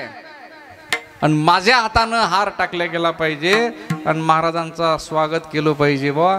म्हणून इथं सगळेजण आनंदानं आले आणि हार टाकण्याकरता. त्या हारानं तर मी इतका भारावून गेलो की माझा असा दम कोंडल्यासारखा होत होता. एकीकून मन म्हणत होतं राहू दे कीर्तन होईल तो याच अंगावर. हो, हार फुलं प्रत्येकाच्या अंगावर पडतात पण त्याच्या कर्मानुसार पडतात बरं का. कर्मानुसार पडतात. हेच फुलं हेच हार करणारे तेच. हो, शेवटच्या वेळेला किती हार टाकले तर काही उपयोग नाही, काही उपयोग नाही. चादर आणतात टाकतात, हार टाकतात. आता काय त्याला त्याची कोणती गोष्ट कळणार नाही, काही नाही. म्हणून तुम्ही आपल्या जीवनामध्ये हे सगळं करत असताना, हा आनंद प्रगट करत असताना, तो आनंद प्रगट करण्यासाठी एवढे हार टाकले, त्याचं उत्तर ते आहे.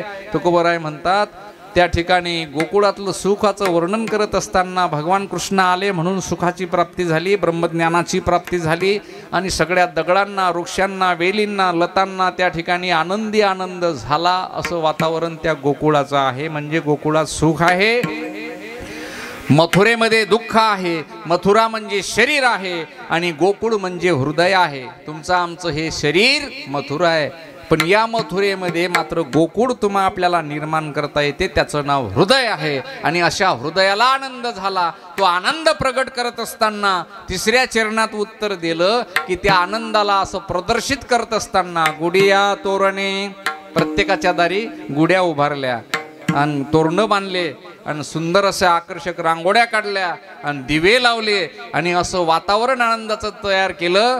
करती कथा गाती गाणे, प्रत्येकाच्या घरी गायन वादन नृत्य अगदी आनंदात करायला लागले. हे या 2ऱ्या चरणाच्या प्रश्नातून 3ऱ्या चरणात उत्तर मिळालं. गुडिया तोरणे, करती कथा गाती गाणे. आता 3ऱ्या चरणात एक प्रश्न निर्माण झाला पुन्हा. पहा का हो, कथा कीर्तन गुढ्या उभारण्याकरता, तोरणं बांधण्याकरता, तो आनंद प्रगट करण्याकरता हे कोणाला सांगितलं? कोणी आलं का असं पत्र घेऊन? कोण फोन केला का? देवानं मेसेज पाठवला का? हे सगळं तयार करण्याकरता जोपर्यंत तुमच्या आमच्या मनात येत नाही आणि त्या मनाला छंद लागत नाही तोपर्यंत असं आपल्याला हे प्रगट करता येत नाही. शेवटचं चरण उत्तर.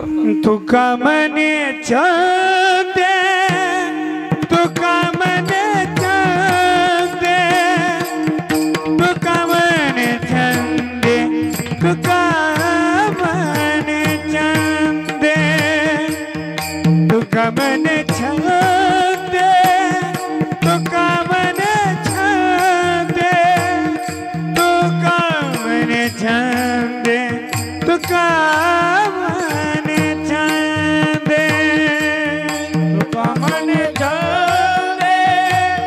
तुका मने छंदे, तुका मने छंदे, तुका मने छंदे, तुका मने छंदे, तुका मने छंदे, तुका मने छंदे, मन मोहिले गोविंदे, मन मोहिले गोविंदे, बाण कृष्ण नंदागरी, बाण कृष्ण नंदागरी, बाण कृष्ण नंदागरी, आनंदल्या नरनारी, मन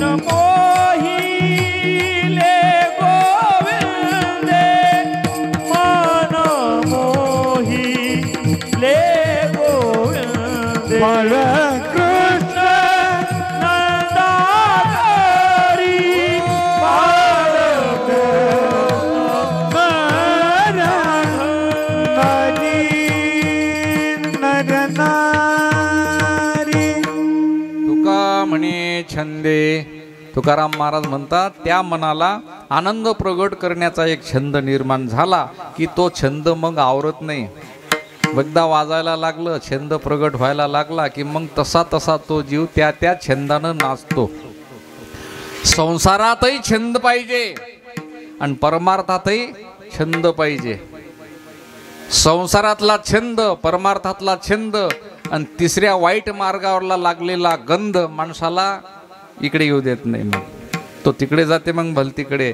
म्हणून छंदानं तुम्ही आपण नाचलं पाहिजे. आणि बरेच जण गेल्या 7 दिवसात इथं हरिपाठामध्ये सुंदर नाचले. त्यांच्या मनाला तो छंद लागला. मना लागो छंद, हो तुझ्या नामाचे निखिर प्रबंध, असा छंद लागला पाहिजे. म्हणून छंदाच्या तालानं तुम्ही नाचलो पाहिजे.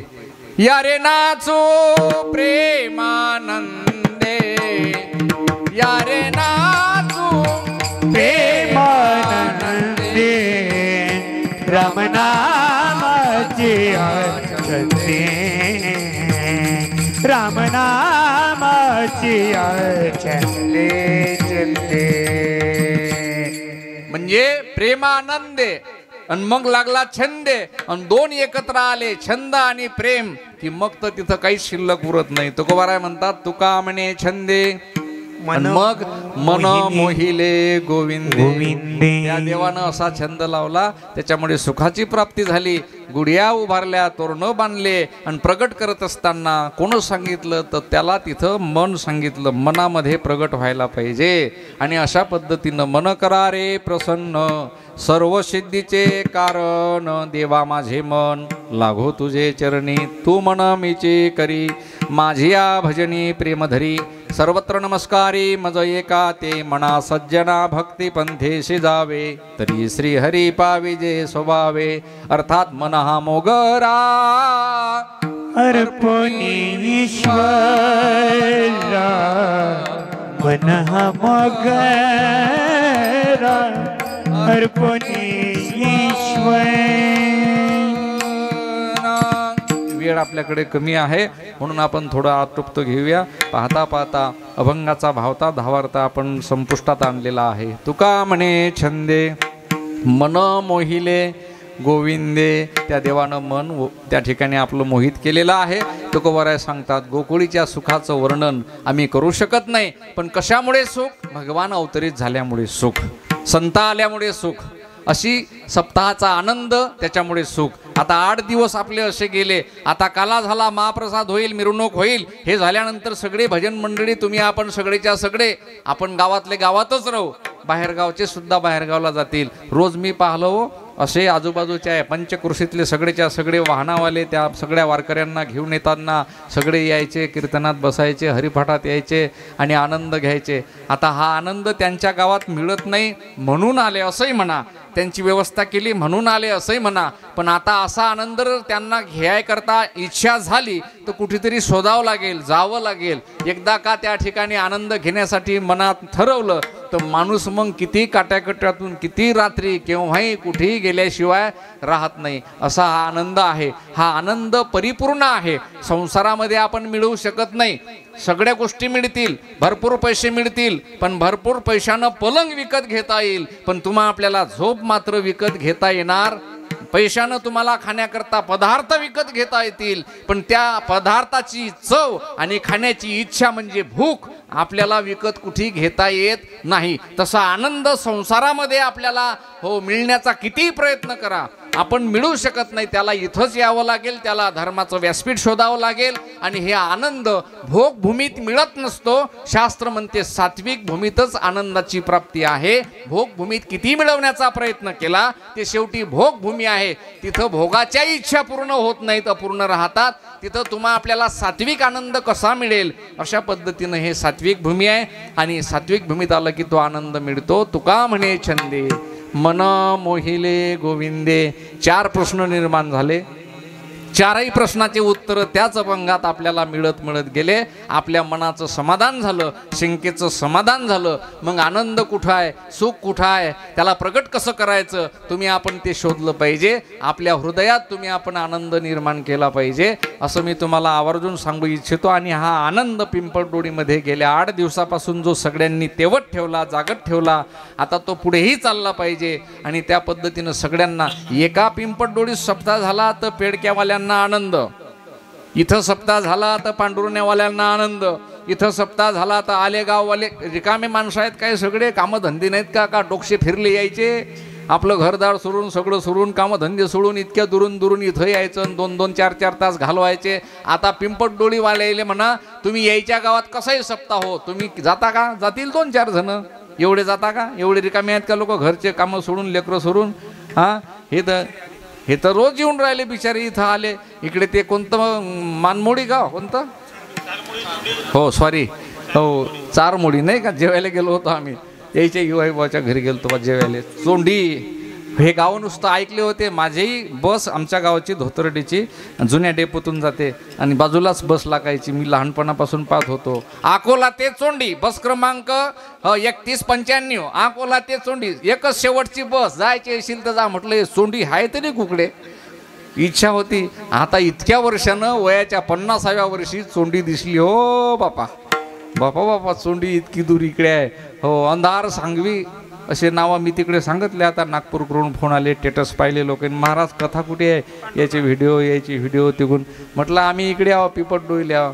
त्याला नावच नाहीत, पहिली गोष्ट तर ध्यानातच राहत नाही. एक पोरगा आज बोलावलं होतं आणि ते मग इथपर्यंत आल्यावर म्हणते ते कोणतं गाव आहे म्हणते. म्हटलं तू डोकसं खाऊ नको, चाललाय मग कुठ्यानं लोकेशन टाकेला. कठीणच आहेत ना हे नावाची गावं, पण इकडे जो आनंद आहे, निसर्ग आहे, तो मात्र मोठ्या शहरातही सिटीतही नाही बरं का. नागपूरला आम्ही नेहमी जातो, सावनेर त्या भागात जातो, अमरावती जातो. हो हा आनंद मिळत असताना, हो त्या दिवशी रात्री तर आमचे गजानन बाबा पुढे ना आमची फोर व्हीलर द्यायच्या मागं. म्हटलं एखादा का आला ड्राव, फार अवघड काम आहे, हो मोठं कठीण काम आहे. पण अशाही परिस्थितीत इकडचे लोक राहतात, सुखसुविधा अपुऱ्या आहेत, तरीही विश्वास आहे आणि विश्वासानं इकडे सगळे जण राहतात. असं सुंदर वातावरण आपल्या भागात आहे. मला तर असं वाटतं इकडे 1 एकर 2 एकर वावर घ्यावं, तिथं मस्त आपला आश्रम थाटवावं आणि ज्यायले कोणी नाही त्याईले तिथं आणावं आणि जास्तीत जास्त तरुण पोरं आणि तिथं आणून. हो पण हे संस्था केली की का कुटानाच मागं लागते, हा म्हणून मी करून नाही राहिलो. नाही तर आजपर्यंत या बोले विचारा, अकोला जिल्ह्यातला एकमेव कमी वयाचा कलाकार आणि कमी वयाचा महाराज संजय महाराज पाचपोर यांच्या पायाला पाया लावून फिरणारा मी सुरुवातीचा पठ्ठ्याव, सुरुवातीचा त्यावेळेचा. पण मी आश्रम करण्याच्या भानगडीत पडलो नाही. फक्त एकच ठरवलं, माझा गृहस्थ आश्रम चांगला करायचा आणि गृहस्थ आश्रम सांभाळून परमार्थ करायचा. हे दोनच तर ठरवले. नाही तर मी कुठे 1 एकरभर 2 एकर जागा घेऊन आतापर्यंत झामत्याम तयार करून मस्त तुम्हीच माजूळ आले असते, बाबाचा आश्रम बाबाचा आश्रम बाबाचा आश्रम. पण आश्रम या शब्दाचा अर्थ सांगतो ऐका. जे आश्रमवाले आहेत ना त्यांच्या विरोधात मी बोलत नाही, पण आश्रम शब्दाचा अर्थ आपल्या शास्त्रांनी सांगितला की ज्या आश्रमात कोणतंच काही मिळत नाही, कोणती साठवणूक नसते, कोणतं आणून ठेवलेलं नसते, वेळेवर आणावं लागते, त्याला आश्रम म्हणतात, त्याला आश्रम म्हणतात. गृहस्थ आश्रमवाला जो असेल जीव त्याच्याकडे सगळं असते, म्हणून त्या गृहस्थी जीवावर सगळे आश्रम जीवन जगतात. धन्य गृहस्थ आश्रम हा. धन्यता जर ज्या आश्रमाला मिळत असेल तो आश्रम आपण केला पाहिजे आणि तोच मी केला. सुंदर माझा गृहस्थ आश्रम आहे. यायचं असलो एखाद्या वेळेला अकोल्याला आले फोन करा, असलो घरी तर 1 ग्लास पाणी कपभर चहा घ्यायला या.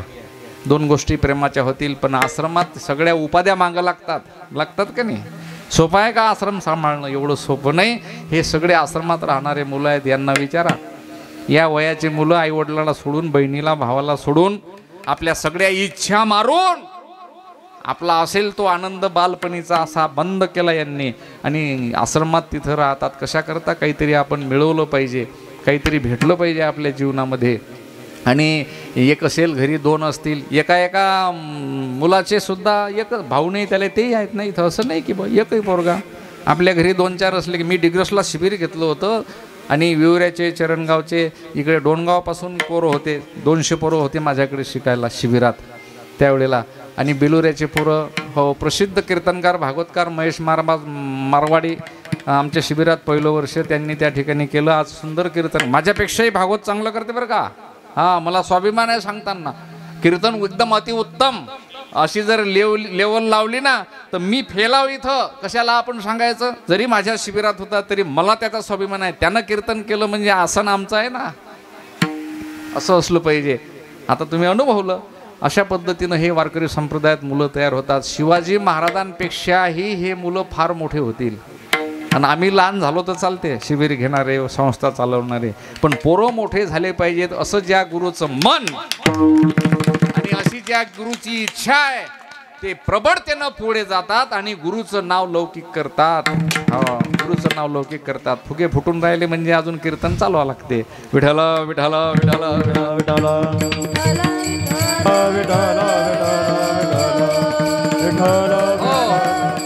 आणि असं वर्णन त्या गोकुळातल्या सुखाचं आहे. आपल्या सुखाचंही वर्णन मी करू शकत नाही. पाहून आलो 8 दिवसापासून सगळ्यांनी हा आनंद व्यक्त केला.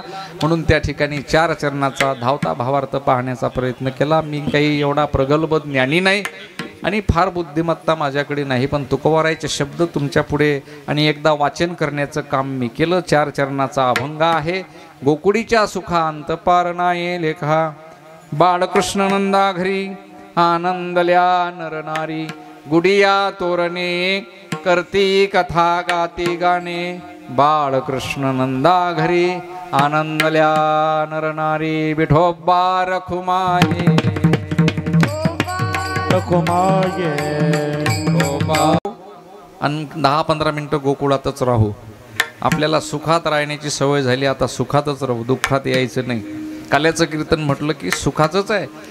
आता पुढचा जो काल्याचा कीर्तनाचा भाग आहे तो विशेष करून नियमावलीत घ्यावा लागतो. म्हणून मी 15 मिनिटात तुम्हाला थोड्याशा चोऱ्या खोड्या लीला, याला चरित्र म्हटलं भगवंताचं, भगवंताच्या चरित्राचं उच्चारण करायचं आहे. म्हणून त्या ठिकाणी म्हणतात चरित्र ते उच्चारावे केले देवे गोकुळी, त्याच्याशिवाय काला होत नसतो.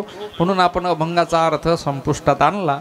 आता आपण चरित्राकडे ओढूया. म्हणून गोकुळात जावं लागते. सगळ्यांना ज्ञात आहे भगवान अष्टमीला प्रगट झाले आणि सुंदर अशी तिथी रात्री 12 वाजता प्रगट झाल्यानंतर त्या ठिकाणी दुसऱ्या दिवशी नवमी उजाडली. त्यावेळेला सुनंदेनं आपल्या भावाला म्हणजे नंदबाबाला गाईच्या गोठ्यात सेवा करत असताना आनंदाची वार्ता सांगितली.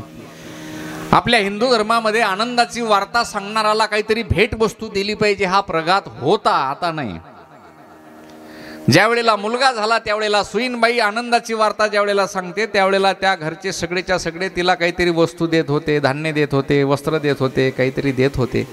आता पद्धत मोडकळीस आली, कारण आता आनंदाची वार्ता सांगण्याकरता हो सुईनबाई सांगत नाही. शिजर झालं की डॉक्टर सांगतात 50 जमा करा, तर आपले पहिलेच डोक्यावर आट्या पडेल असतात. मुलगा जरी झाला तरी बाबा 50,000 पडला ना, अशा सगळ्या गोष्टी असतात. आनंद होतो पण आनंदाची वार्ता सांगणाराला काहीतरी दिलं पाहिजे. म्हणून भागवतात दशमस्कंदामध्ये सांगितलं, सुनंदेनं सांगितलं नंदबाबाला. धावत धावत गेली, पहाडची वेळ आहे. आणि जसं कळलं की आपल्या घरी मुलाचा जन्म झाला आणि जन्म झाल्यावर तो आनंद सांगण्याकरता निघाली. भैया भैया, हाँ सुनंदा, क्या है, क्या कहती हो? भैया भैया, अपने घर में लाला भयो, अपने घर में लाला भयो. हा शब्द कानावर पडल्याबरोबर नंदबाबा म्हणायला लागले सच. सुनंदा म्हणायला लागली हा भैया सच, हा 100% सच. हा शब्द काढल्याबरोबर नंदबाबाने आपल्या गळ्यातल्या हिरे माणिक मोती याच्या माळा काढल्या आणि सुनंदेच्या अंगावर अशा झोकल्या.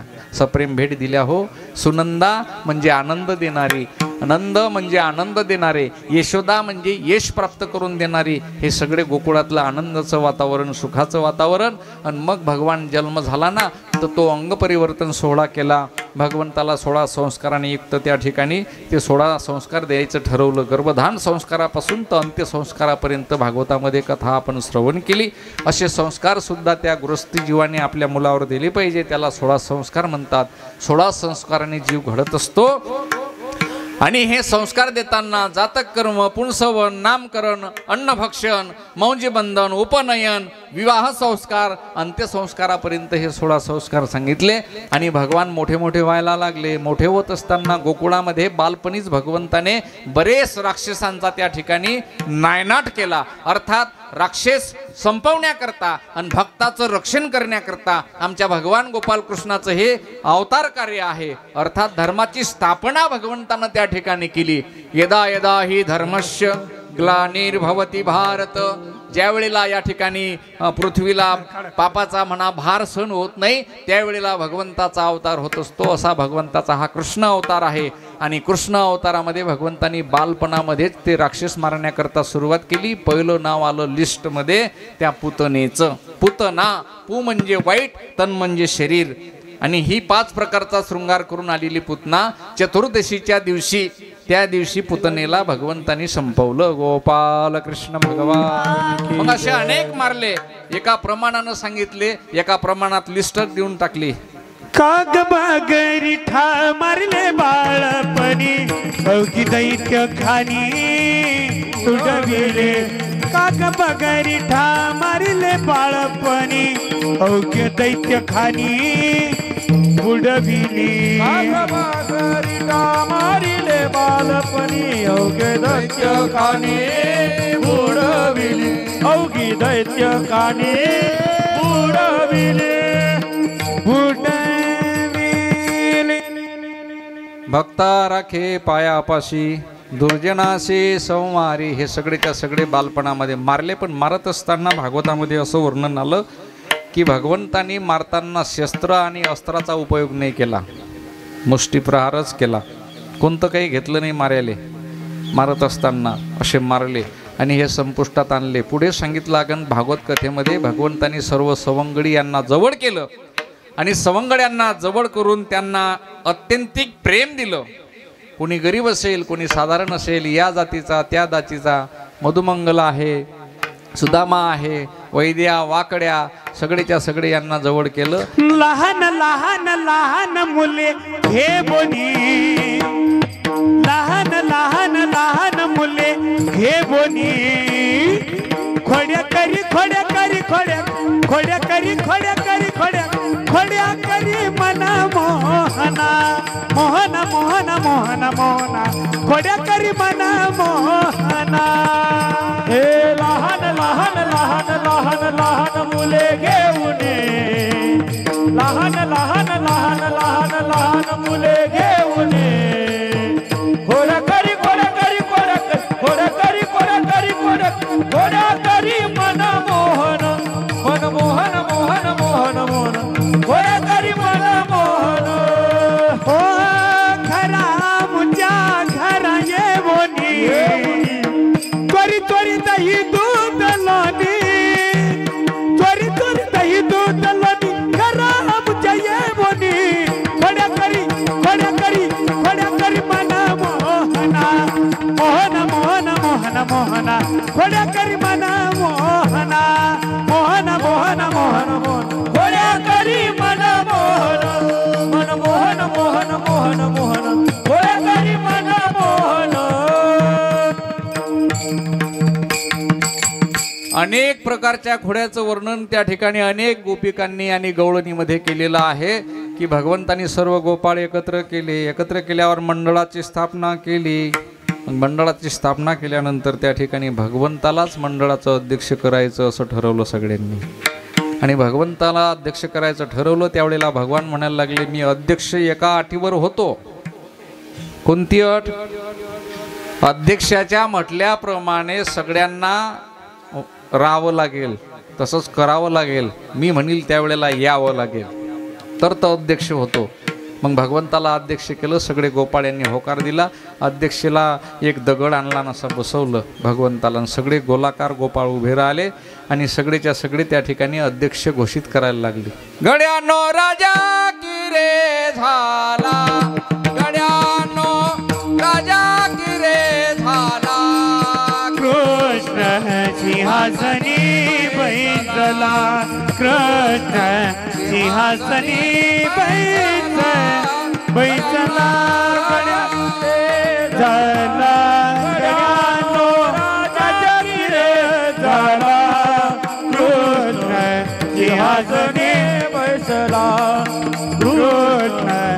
सिंहासनी बैसला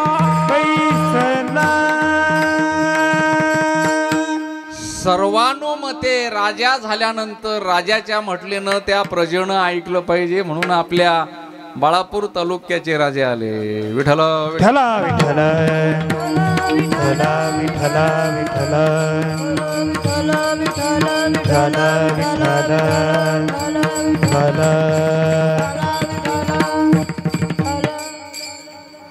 बरोबर गोकुळातला चरित्राचा विषय आणि आपल्या बाळापूरचे लोकप्रिय अति प्रत्येकाच्या हृदयामध्ये स्थान प्राप्त केलेले. आणि विशेष मला असं सांगा वाटते की नितीन बाप्पू, मी 3 वर्ष तुमच्याच गावाला शाळेत होतो. तुमचे बाबा, तुम्ही, भाऊ, शेडके मॅडम, मला रमाबाई शेडके, आणि सुवातचे बाबा म्हणजे शेडके गुरुजी HM होते, अंबाळकर सर परिवेशक होते. आणि ही सगळी शिक्षक मंडळी मी राहत असताना हॉटेलमध्ये कब्बशा धूत होतो, तुम्हाला चहा देत होतो. विठ्ठल विठ्ठल विठ्ठल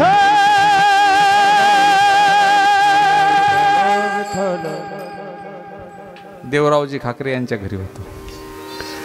आणि त्यामुळे नितीन बापूचं नाव, गाव, घर मी सगळं पाहिलेलं आहे.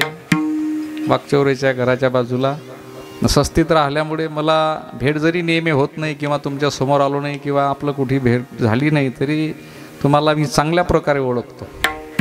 आणि मूर्तीच्या पुरात फार एवढं आपल्या बाळापूरमध्ये मोठं कार्य केलं की सोपीनाथ महाराज संस्थानवर जवळजवळ 150 ते 200 गावांना आजपर्यंत मला असं सांगावं असं वाटते. ते आले म्हणून नाही, जे भागवतात होते त्यांनी 4-5 दिवसाच्या आधी जे तुम्हाला मी सांगितलं की आमदार सगळेच आहेत, सगळ्या आमदाराचं लक्ष आपल्या प्रभागाकडे, मतदारसंघाकडे असते, प्रश्न नाही.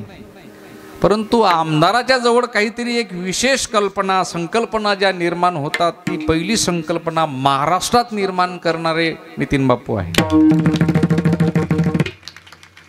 म्हणजे त्याला आमदार माळकरीच लागते बुवा, वारकरीच लागते, पंढरपूरला जाणाराच लागते, भजनावाल्यासोबत दोस्तानाच पाहिजे असं काही नाही ना.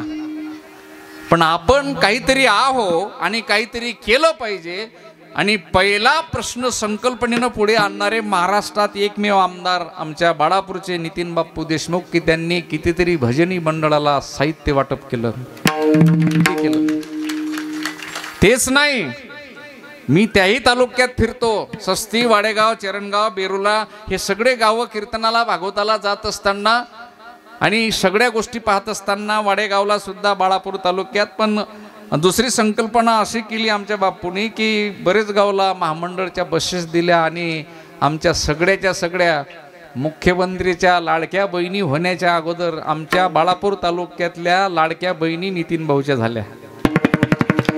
हो, नितीन भाऊच्या झाल्या. प्रत्येक गावात 2-2, 3-3 बस पाठवलं. तुम्ही फक्त बसमध्ये बसा आणि माझ्या विठुरायाच्या दर्शनाला जा आणि 2-3 दिवसात घरी या. हे योजना आजपर्यंत बापू महाराष्ट्रात तर कोण नाही राबवली बा, जिल्हा नाही, महाराष्ट्रात कोणच नाही, फक्त तुम्ही राबवली. त्यामुळे वारकरी संप्रदायाच्या वतीने, माझ्या वैयक्तिक परिवाराच्या वतीने, आणि मी धोतरडीला न राहता अकोल्याला असतो बिर्ला रोडवर, म्हणून मी वैयक्तिक भागवतकार आणि कीर्तनकार या नात्याने सदैव तुमच्या ऋणात राहू इच्छितो, सदैव.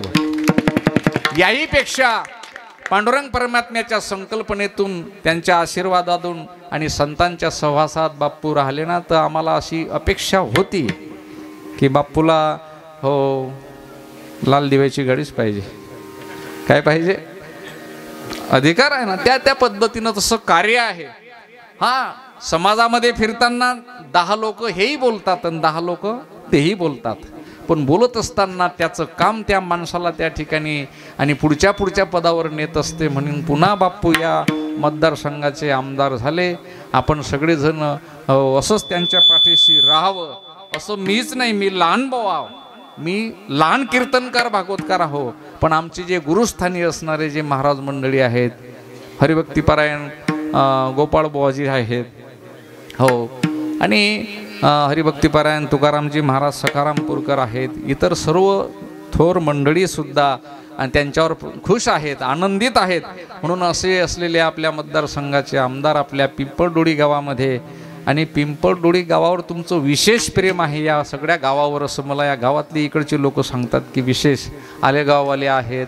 हे सगळे कोणाची कोणती काही समस्या असो बाप्पू त्याची लवकरात लवकर दखल घेतात. आणि अशी यांनी यात्रासुद्धा निवडणुकीच्या आधी काढली होती. त्यावेळेला मी इकडे मळसूरला आणि देवाच्या लग्नाकरता दर सोमवारी येत असतो. त्यावेळेला तुमची यात्रा इथं चालूच होती या रोडनं. त्यावेळेला खूप गर्दी होती.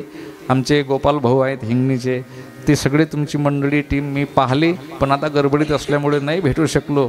परंतु धर्माकरता आणि धर्मरक्षणाकरता जीही व्यक्ती कोण्याही पक्षाची असो ज्यावेळेला पुढे उभे राहते ना, आमचा वारकरी संप्रदाय हो त्याच्या पाठीमागं सदैवच उभा आहे. कोणत्याच प्रकारचं त्या ठिकाणी काही घडू नये हे मात्र यावेळेला चांगली दखल घेण्यात आली. प्रत्येक मतदारसंघात तुम्ही अभ्यास केला असेल, यावेळेला जसा वारकरी संप्रदाय कथाकार, कीर्तनकार, अगदी माळकरी, भजन साहित्य तुम्ही दिलं म्हणून नाही, पण सगळ्यांनी मनावर घेतलं की धर्माकरता कोणता माणूस आणायचा. माणसं तर लय उभे होते. देवाला मान्य असलेला माणूसच येऊ शकतो. देव तिकून आशीर्वाद देतो आणि तुम्ही आपण इकून हा आशीर्वाद देतो. या दोन आशीर्वादानंच बाप्पू असे तरले पाहिजेत. याहीपेक्षा पुढे फार मोठं कार्य बाप्पूच्या हातून व्हावं अशी अपेक्षा आपण त्या ठिकाणी भगवान पांडुरंगाच्या चरणी करूया. चरित्राकडे भगवान गोपालकृष्णाच्या येऊया. भगवंतांनी राक्षस संपवण्याकरता आणि भक्ताचं रक्षण करण्याकरता गोकुळामध्ये अवतार घेतला आणि सगळे बालपणी मारले आणि अध्यक्ष झाले. अध्यक्ष झाल्यानंतर भगवंताच्या सूचनेचं पालन सर्व गोपाळ करायला लागले आणि करत असताना चौर्य कर्म असा कथानकाचा भाग आला. भगवंताचं चरित्र दशमस्कंदामध्ये आपण भागवतात श्रवण केलं. गेल्या 7 दिवसापासून बाप्पू या गावात भागवताची सेवा यावर्षी मला प्राप्त झाली. 8 दिवस झाले मला इथं, आणि काल्याच्या कीर्तनाकरता सुद्धा या ठिकाणी माझ्याकडे सेवा प्राप्त झाली. आनंद वाटला या गावात राहून. गाव छोटं आहे पण मोठ्या मनाचे माणसं आहेत या गावात. विठ्ठल विठ्ठल विठ्ठल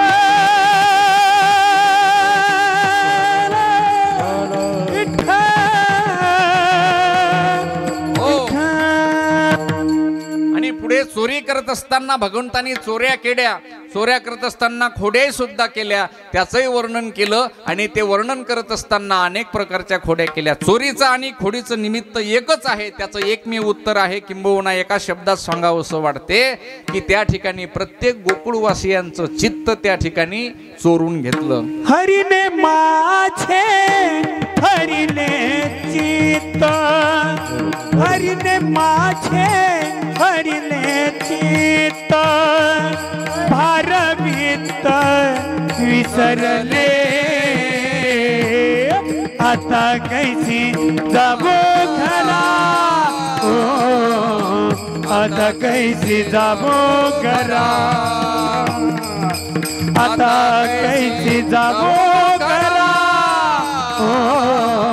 आता कैसी जाबो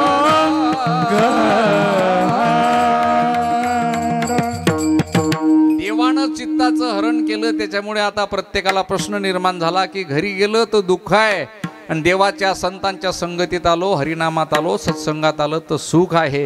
हो, सुख माणसाला मिळण्याकरता जिथं सुरुवात होते तिथून जावं वाटत नाही. आपल्याला घरी जास्त बसावं वाटते का मंदिरावर जास्त बसावं वाटते? बोला सगळेजण. कशावर? मंदिरावर. मंदिर शब्दाची व्याख्या काय? म म्हणजे महानता, दी म्हणजे दिव्यता, र म्हणजे रम्यता. हे तीनही गुण ज्या ठिकाणी 24 तास वास्तव्याला राहतात त्याला मंदिर म्हणतात. मंदिर आपल्या घरात नाही ना. महानता नाही, दिव्यता नाही, रम्यता नाही. एखाद्या वेळेला रम्यतेचं वातावरण निर्माण झालं तर महानता आणि दिव्यता नाही. दिव्यता प्राप्तच होऊ शकत नाही. भोगभूमी आहे ती, घर आहे, संसार आहे, सगळ्या नात्या गोत्याचे राहतात, आपपर भाव निर्माण होतो. पण मंदिरात गेल्यावर सगळ्यांना बाकावर असं पाठ टेकवली की शांत बसून राहावं असं वाटते आणि सगळं फ्रेश होते, एकदम चांगलं बरं वाटते. असं ठिकाण मंदिर आहे. आणि विशेष करून असं सांगा वाटते बाप्पू की या गाववाल्यांनी सगळ्यांनी संकल्प केला की गजानन महाराजांचं मंदिर पिंपळडोळीत व्हावं. हा परवा दिवशी संकल्प केला. आणि संकल्प मी भागवतात केला आणि सांगितलं फक्त परवा दिवशी की गजानन महाराजचं मंदिर चांगलं रोडवर एखादी जागा पाहून 1 करकभर तिथं लॉन वगैरे आणि एखादं मंदिर आणि तिथं हा सप्ताह जर गेला आणि कायम झाला तर इकडचे येणारे 5-10 गावच्या दिंड्या पालख्या मुक्कामी लोक एखाद्याला निवारा इकडे शेगावला जाताना आपली या रोडवर होईल म्हणून एक संकल्पना केली. प्रत्येक गावात गजानन महाराज आहेत, आपल्याही गावात असावेत म्हणून असंच म्हटलं. तर आमच्या मंदिराला बांधकामासाठी पहिला आकडा आलेगावच्या काठोडे बुवानं 51,000 द्यायचं ठरवलं. पहिला आकडा म्हटल्याबरोबर त्याच दिवशी बैठकीत. आणि दुसरा आकडा मग नंतर गजानन महाराजांची मूर्ती 1 लाखाची हो का 50,000ची हो का 1.5 लाखाची हो आपल्या अक्षयनं कबूल केली. म्हणजे अक्षयच्या घरच्या बाईनं म्हणजे मयुरीनं कबूल केली. महाराज मूर्ती माझ्याकडून माझ्या परिवाराकडून. पाहता पाहता मूर्ती झाल्यानंतर मग आता मूर्ती आली, सगळे कामं पुढे सुरळीत व्हायला लागले. तर नितीन भाऊनं सगळा लोहा दरवाजे खिडक्या पाहता पाहता त्या ठिकाणी एक बचत गटावालीनं 11-11-21,000 कबूल केले. पाहता पाहता अर्धी तयारी मंदिराची झाली बाप्पू. बस रेती राहिली आणि सिमेंट आणि विटा राहिल्या. आता ते रेतीने सिमेंट तर सभापती साहेबांना दिला, आताच कबूल केलं 50 पोते माझ्याकडून मी देईल मंदिराला. असं होऊन ते मंदिर होईल. विटा नाही आल्या तरी चालतील. मग माझंही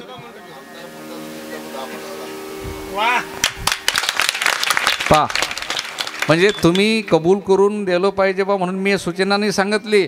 पण आम्हाला सगळ्यांना आशा आहे. तुम्हाला त्यासाठी नाही बोलावलं इथं गुणगौरव करण्याकरता, तुमचा सत्कार करण्याकरता आणि विशेष प्रेम तुमचं या मंडळीवर आहे आणि तुमचं लक्ष आहे म्हणून तुम्ही इथं आलात. पण इथं आल्यानंतर ही सहज योगायोगानं विषय आला मंदिराचा म्हणून सूचना सांगितली. आमदार फंडातून 15-10 लाख रुपये निधी देण्याचा संकल्प काल्याच्या कीर्तनात आपले लाडके आमदार नितीन बाप्पू यांनी केला. हो, निधी कमीचा तुम्ही दिला तर हरकत नाही, पण तुमचं विशेष लक्ष या गावावर असावं अशी मी तुम्हाला आग्रहाची विनंती करतो. कारण हे इकडचे गावं थोडेसे व्यसनाधीन झालेले आहेत. हे तरुण पिढी आता हे पूर्व वारकरी संप्रदायातले आहेत, संस्थेतले आहेत, पण याही भागात काहीतरी वारकरी संप्रदायाबद्दल या मुलांबद्दल काहीतरी आदिवासी भाग जास्त आहे आणि शिकारी जास्त आहेत. बऱ्याच इकडे हे सगळ्या गोष्टी चालतात. ह्या जर त्या लक्षपूर्वक आपण केल्या. मी डिग्रसला 2 वर्ष शिबिर घेतलं होतं 2000 साली. 200 मुलं होते माझ्याकडे. त्या शिबिरातले बरेचसे विद्यार्थी तयार झाले. त्यावेळेला त्र्यंबक पाटील ताले हे अध्यक्ष होते. नंतर मग आपले गुलाबरावजी पाटील अध्यक्ष झाले. 2 वेळेला शिबिर घेतलं होतं. 200 पोरं असायची. तर तुमच्या संस्थेतून भरभरून मदत होती शिबिराला. आपले पोलीस पाटील आहेत, विनायक भाऊ बदरके आहेत, हे सगळी मंडळी माझ्या पाठीशी होती. त्यावेळेला ते शिबिर सहजपणे होऊन गेलं. आणि विशेष वारकरी संप्रदायामध्ये आणि हे ठरवल्या जाते किंवा संस्कारहीन असलेली पिढी पुढची जर चांगली सुसंस्कारित झाली तर त्यांचा परिवार, सगळे महाराज नाही करायचे बाप्पू, आपल्याला सगळे कीर्तनकार नाही झाले पाहिजे, भागवतकार नाही झाले पाहिजे, एवढे नाही, पण ते शिक्षण घेऊन चांगल्या पदवीधर पदावर जावं. पण संस्कार त्यांच्यासोबत असले म्हणजे संसारही सुखाचा आणि त्यांचं जीवनही सुखाचं आणि आपला समाजही सुखी होईल आणि तेच मदत आपल्याला मिळत राहील. त्याच्याकरता हे वारकरी संप्रदायाचं कार्य आहे. पाहता पाहता त्या ठिकाणी भगवंताच्या खोड्या वाढल्या, चोऱ्या वाढल्या. हे करत असताना गाराणे यायला लागले आणि असेच गाराणे घरी येताना आणि त्या ठिकाणी यशोदा म्हणायला लागली, एक दिवस माझ्या मुलाला तुम्ही रंगे हात पकडून आणा, त्यावेळेला म्हणेन की माझा मुलगा चोर आहे. आणि गवळणी बाळ सगुण गुणाचा ताना, बाळ सगुण गुणाचा ताना, सगुण गुणाचा ताना, बाळ सगुण गुणाचा ताना. बाळ दिसतंय गोजिरवाना ग, बाळ दिसतंय गोजिरवाना, बाळ दिसतंय गोजिरवाना ग, बाळ दिसतंय गोजिरवाना. का सांगता गाराणी ग गोकुळच्या नानी, सांगता गाराणी ग गोकुळच्या नानी, सांगता गाराणी ग गोकुळच्या नानी, काय सांगता गाराणी ग गोकुळच्या नानी.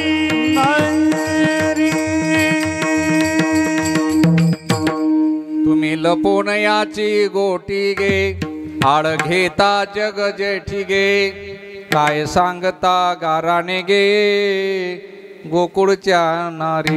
यशोदा ज्या वेळेला सांगायला लागली, मी मानत नाही म्हणे, पण चोर तुम्ही पकडून आणला तर मग खरं म्हणेन. एक गोपिका म्हणे, मी आणतो रंग्यात पकडून.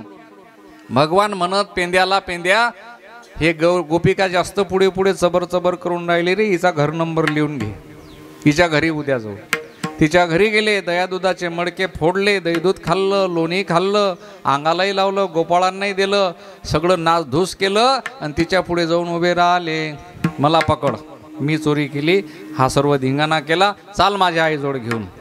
तिनं लंगे हात असं पकडलं आणि मग तिला तर एवढं स्फुरण आलं, सगळ्या वेटाळातल्या बायाला आवाज देत घेत चालायला लागली.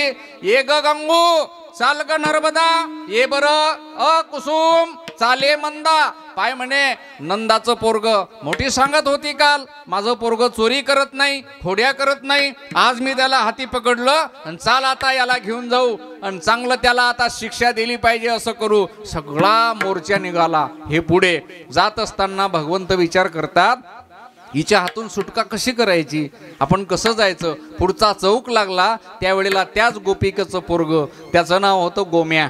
तो गोम्या तिथं गोट्या खेळत होता. गोम्याकडे भगवंतानं पाहिलं. पाल्या पाल्या गोम्याला भगवंतानं इशारा केला. जसा इशारा केला तसा गोम्या धावत धावत आला. गोम्याचा हात गोम्याच्या मायच्या हातात दिला. भगवंतानं आपला हात कधी काढून घेतला तिला कळूच दिलं नाही. हो, कारण देव आहे तो, चतुरा तो शिरोमणी, गुण लावण्याची खाणी, मुकुट सकळा मणी धन्य तुची. तो देव आहे आणि देवाला आणि जीवाला ह्या क्रिया कळत नसतात. देव आणि जीव याच्यात फरक आहे. आणि ज्या वेळेला हात काढला ना, भगवान दुसऱ्या रस्त्यानं धावत धावत घरी गेले. यशोदा मातेच्या खांद्यात हात टाकले आणि मला भूक लागली म्हणून माखन मिश्रीचा भोग दे, मागे प्लेट दिली हातात अशी, हे घे जेवण कर. इकून मोर्चा आला समोरून नंदबाबाच्या वाड्यात. ये यशोदे, मोठी सांगत होती काल बोलत होती, ये जरा बाहेर, पाय तुया आणला का नाही पकडून आज चोर, नपा हा घे. आणि पुढे उभं केला हो, पुढे उभं केल्यावर असा हात धरेल होता. यशोदा समोर आली. म्हणे काय झालं ग, म्हणे काय झालं. म्हणे माझ्या घरी आला, म्हणे दही दूध सांडलं, मडके फोडले, आज चोर पकडून आणला. तुझं पोरग पाय किती खोड्या करते, म्हणे खोडकर आहे, पाय किती खोड्या करते. यशोदा पाहायला लागली आणि पाहत असताना यशोदा म्हणते तिकडे पाय बरं कोण आहे. तिनं खाली पाहिलं. खाली पाहिल्यावर तिचं दिसलं गोम्या. हो म्हणे का रे गोम्या, तू कधी आला. म्हणे मागच्या चौकापासूनच तर तुला मी आवाज देऊन राहिलो, मामी हो गोम्या, मामी हो तुझा गोम्या. तू मोर्चाची अध्यक्ष झाली, आमच्याकडे काय ध्यान आहे. तू चालली येव कुसुम, येव मंदान, येव सरला, सगळ्या मोर्चा घेऊन इथं आली. म्हणे मग तू माझ्या हातात आहेस तर तो हातातला पहिला कुठं गेला, कुठं गेला. हो, तो कोणाकोणाच्या हाती लागला, कोणाच्याही हाती लागला का, भल कोणाच्या, कोणाच्याही नाही. असा पकडल्यावर मग बोलावलं, कुठे आहे तो. तर यशोदा म्हणे कृष्णा इकडे ये. भगवान कृष्ण माखन मिश्री हातात आहे. समोर आले. आल्यावर उभे राहिले. भगवान म्हणतात काय आई. ते विचारातच पडली. म्हणे हा इथं तो तिचं कसा, असा हा भगवान आहे. यानं ह्या चोऱ्या केल्या, लीला केल्या, चोऱ्या केल्या, सगळ्या खोड्या केल्या. करत असताना गाराणे यायला लागले आणि गाराणे जास्त वाढता वाढता वाढता वाढता नंदबाबानं त्याचा विचार केला. विचार केल्यानंतर नंदबाबा म्हणतात आता तू शाळेत जाय गड्या, तुला आता शाळेत जावं लागेल. मग शाळा कोणती पूर्वीची, तर दशमस्कंदामध्ये सांगितलं गायीची सेवा करणे. आणि त्या ठिकाणी भगवंतांनी हे पहिलं अद्य कार्य केलं, हातामध्ये घेतलं. त्यावेळेला बलराम दादा सर्व सवंगडी आणि गाई वासरांना समवेत घेऊन यमुनेच्या तीरावर जाण्याचा निर्णय घेतला ना. अगोदरच्या दिवशी निर्णय घेऊन तयारी केली. तयारी करत असताना काडी कांबल, हातामध्ये काठी, मोराचा पीस, सुंदर छान छबी भगवंताची दिसायला लागली. आणि ज्या वेळेला जातात त्यावेळेला आधी आईच्या जोडून म्हणतात आई माझी चांगली शिदोरी बांधून दे. आईला नच घे गे उंडा, लांब गेल्या गाईच्या झुंडा, मला करून दे गे मांडा. आई घराकडे चाल, मला जेवू घाल. यशोदे घराकडे चाल, मला जेवू घाल. चांगली सुंदर पुरणपोळी करून दे. भगवंतांनी शिदोरी बांधली. बलराम दादाने तयारी केली. सर्व गोपाळांनी शिदोऱ्या घेतल्या आणि गाई गोपाळ घेऊन भगवान कृष्ण बलराम दादा गोपाळांच्या समवेत त्या ठिकाणी यमुनेच्या तीरावर गाई चारण्याकरता निघाले. गाई गोपाळ हो गाई गोपाळ सवंगडी बना, गाई गोपाळ सवंगडी बना, गाई गोपाळ सवंगडी बना बना बना. गाई गोपाळ सवंगडी बना, गाई गोपाळ सवंगडी बना.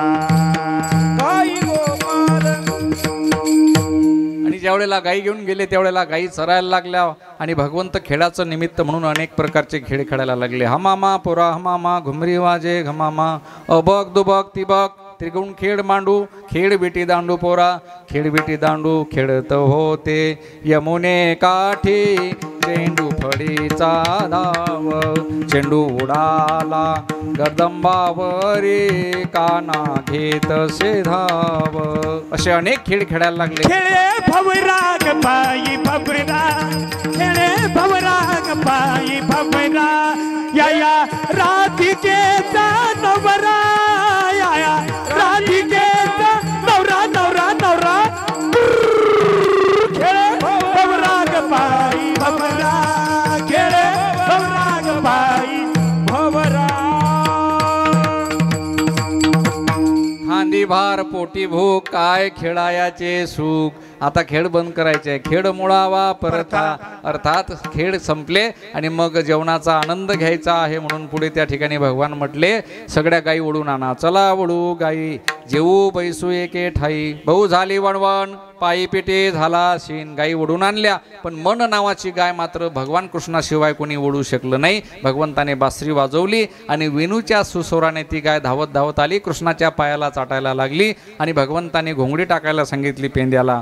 ये रे गड्या वैद्यवा कड्या टाक घोंगोड्या सोड गाठोड्या शिदोरीच्या हरी करी तो गोपाल काला तिरी बैसुनी यमुनेच्या आणि घोंगडी टाकली शिदोऱ्या सोडल्या आणि माझी आहे ते शिपाय नाही तरी घरात आहे. आता धावतं तुम्हाला वेळेचं भान ठेवून आपल्याला पुढचे कार्यक्रम घ्यायचे आहेत म्हणून त्या ठिकाणी सगळ्यांच्या शिदोऱ्या पाहिल्या. भगवंताने आपल्याशा केल्या गोपाल काला केला मधात भगवान उभे राहिले गोलाकार गोपाळ उभे राहिले आणि भगवंत दीड पायावर उभे राहत असताना भगवंताची सुंदर छबी दिसायला लागली. भगवंतानी हातामध्ये काला घेतला प्रत्येक गोपाळांच्या मुखामध्ये तो काला दिला. तोच काला संतांनी वाळवंटात केला आणि तोच काला त्या ठिकाणी आज तुम्ही आपण पिंपटडोळी गावामध्ये भागवत सप्ताहाच्या माध्यमातून सर्वांच्या उपस्थितीमध्ये या ठिकाणी करतो. त्याच काल्याचं वर्णन या ठिकाणी आहे म्हणून या ठिकाणी आज येवो अमरावती काला पावया येती म्हणजे देव सुद्धा स्वर्गातले काल्या करता येतात. त्यावेळेला भगवान सांगतात तुम्हाला काल्याचा अधिकार प्राप्त झाला तुम्ही घ्या. कोणालाही काला मिळत नाही. देव जरी स्वर्गातले आले तरी त्यांना काला मिळणार नाही पाहिजे. तुम्ही काला घेता तो हात आपला उष्ट होईल असं उच्चिष्ट यमुनेच्या तीरावर पाणी प्यायला गेले तर पाण्याचे काल्याचे कण त्यांच्या मुखात जातील म्हणून देव जळी झाले मासे कालियाचे निमिषे पाण्यात गेल्यावर जाण्याच्या आधी पहिले आपले हात तिरीला पुसा. तोच काला त्या ठिकाणी केला. गोपाल कृष्ण भगवान की जय बोल कृष्ण कन्हैया लाल की ज्ञानेश्वर पावनी ज्ञानराज माली तुकाराम पायाच्या प्रसादे पायी बोलिलो विनोदी मज क्षमा करणे संती नवे अंगभूत युक्ती केली तैशी केली कटकट वाकडी का नीट देव जाणे. पायाच्या प्रसादे तुमच्या आशीर्वादानं सर्वांच्या सहकार्यानं आणि प्रभूच्या मर्जीनं ही कीर्तनाची सेवा आपण संपुष्टात आणूया. सगळ्यांना एक आग्रह करतो की सगळेजण एकदा हात वर करा. गुरुवार आहे गजानन महाराजांचं चिंतन करू आणि आज विशेष दिवस आहे. योगायोगाने या ठिकाणी आपले आमदार साहेब आहेत त्यांचे सर्व सहकारी मंडळी सुद्धा उपस्थित आहेत म्हणून असं हो बापूही आमच्या कीर्तनात आहेत.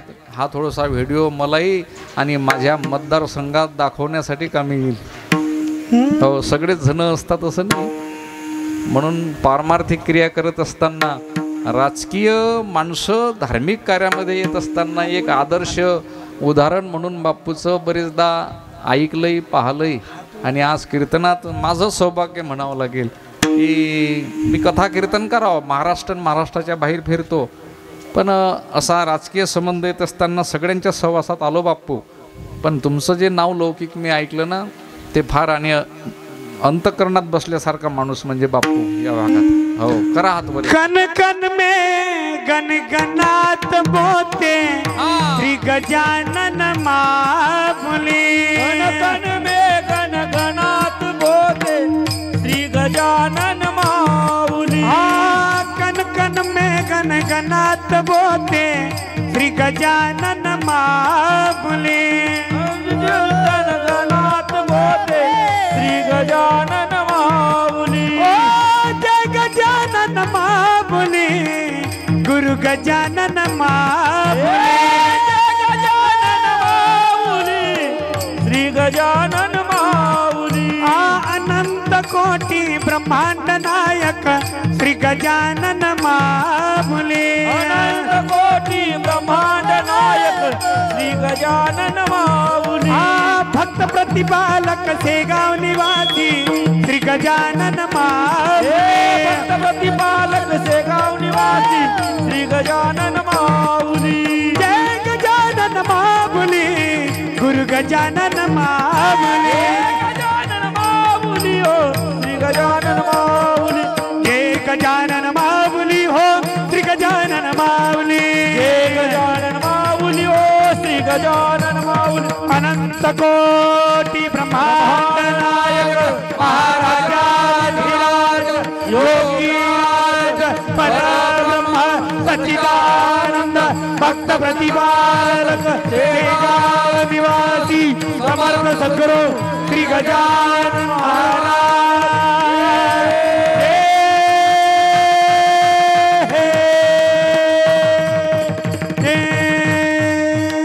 छत्रपती शिवाजी महाराज